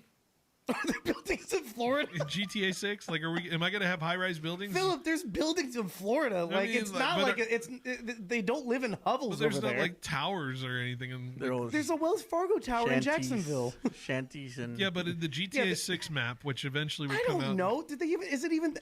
Rockstar's like already fired like half their crew. I'd be surprised if GTA 6 comes out in our lifetime. We're getting it. I hope we're getting it. We're gonna be cold. I'm gonna be cold and dead in the ground by the time that GTA 6 Or hey, comes did I out. tell you what the game I want to play with all our friends when we download GTA 6? The first thing I want to do is first person to get eaten by a gator wins. Like it's the first active thing we need to try to do. You can play that already in Red Dead. Yeah, but it's different. It's different. Yeah, you can be a yes. crackhead. In real life. Yeah. Okay. And also in GTA 6. They didn't have crack back in Red Dead. Philip, no. All right, can't talk about this. I think they did, but just call it something else. What did they call it? Moonshine? No. Oh, it was just a bunch of drugs. We can talk about it off air. Okay. Can educate us. Yeah. Just like the persecution of the Catholics we were talking about earlier. Yeah. He's too young. He didn't understand. No, yeah. He was bringing that up. Daniel, our intern, was asking why Notre Dame was, and then it became talking about that from the 1800s. And we're not doing that on the show today. You're trying to hold it together right now. That's really funny. Get us out of here. A reminder, we have Lakers Spurs tomorrow. Ace, how you feel about your Lakers in the NBA Cup? Oh, man, if we win 5 more of them, we'll win a NBA Finals. Does Luka need a title? Like, is this like for Luka? For Luka to win something? Win an NBA Cup? I don't know. It doesn't matter. It doesn't mean anything. Yeah, but I mean, like, just to go through the motion of it at least. I think it does mean something. I think it matters. Especially because he's European. I have you It's like on a soft record launch. as saying that the NBA Cup matters. Matters to Luka. Okay. I'm not saying it matters to LeBron or any. Like, I'm saying. In like, what regard, though? Like, to like if you win an NBA Cup, like, to it soft means launch you're the legit. idea, to soft launch the idea that like Luka eventually, I mean, he will be the guy in the league, right? Like the number one guy, right? Like when Steph and LeBron go, it's like I think Luka and Jokic. Like it just feels like those are the guys, right? And so when you're soft launching a player that wants to try to win a title and have the somewhat like the perceived feeling of doing that, I think matters. In a do or die situation like that. Yeah, I mean, I'm not going to deny the fact that it'd be fun. Like, you want to win the cup. You want the Lakers to win the cup. I guess, yeah, but what? So we can hang a banner that doesn't really mean anything? I mean, yeah, but that's just me saying that because I'm a Warriors fan, But, I mean, in the simulated idea that Luka needs to win a title at some point when he played like, let's be frank, a brat 3 years ago when he lost to Boston, and kept arguing with refs and got himself out of games because he was such a nuisance. He's got to learn to be calm and composed in situations like that. In this NBA Cup game tomorrow, so the NBA Cup is like a dry run for like the playoffs. Dry run. That's a good way to call it. All right, yeah. All right. If we're calling it a dry run, yeah, I'm in. Do we need? If you're a Lakers fan, I think the motivation obviously to win this tournament is there. Unfortunately, the Oklahoma City Thunder exist in this tournament. They're 23-1. That's crazy. 23-1, which is just like I tried to do that in my NBA 2K franchise, and I felt like that was unreal. Apparently, by the way, if I do that in my NBA 2K franchise, I don't feel like it's not real anymore. I can do that now, which is basically win every game. So fascinating. Lakers play the Spurs tomorrow. They go Wemby. They go up against Wemby and crew. Because Tanvir's a Spurs fan, right? Yeah, he is. Yeah, I was like, oh man, I'm gonna talk Cup with Tanvir, and he's not here today. Text him, right? You I don't have his number. I'm giving you his number. Okay, that's fine. Oh, fair. Ask for it. Anyways, a reminder that also we have the Sunbird Sports Show tomorrow with Paul Metters, so we'll have that. I'll be back Thursday and get you set for what will be a barn burner of a Thursday night game. My goodness, Bucks and Falcons. Cannot wait for that. Let's go. Yeah, it's just not. It's what it is. All right. Asa, as always, appreciate it. You got any shows coming up? I don't. We're done for the year. Cool. Enjoy Christmas. Thanks, man. I'm gonna. I don't know if we'll have you next week. I think we have NBA Cup Finals next Tuesday, so we may be. Call me. We'll let you know. You have my number. I do have your number. I should text you more often. That'd be nice. Jorge, good show by you. Great show. Great show. Great show. Sharks over on 790 right now. They're down 3-1. Let's see if they can come back here. If not, Sharks dead. We'll see you on Thursday for another edition of Behind the Bench. See you then. Football fans, it's Phil Bonatti telling you to bring your tailgate and your holiday cooking to championship form with a trip to your local grocery outlet in Kerman, Sanger, and Fresno Southeast, downtown, and Northwest stores. Hurry into these grocery outlets and stock up now on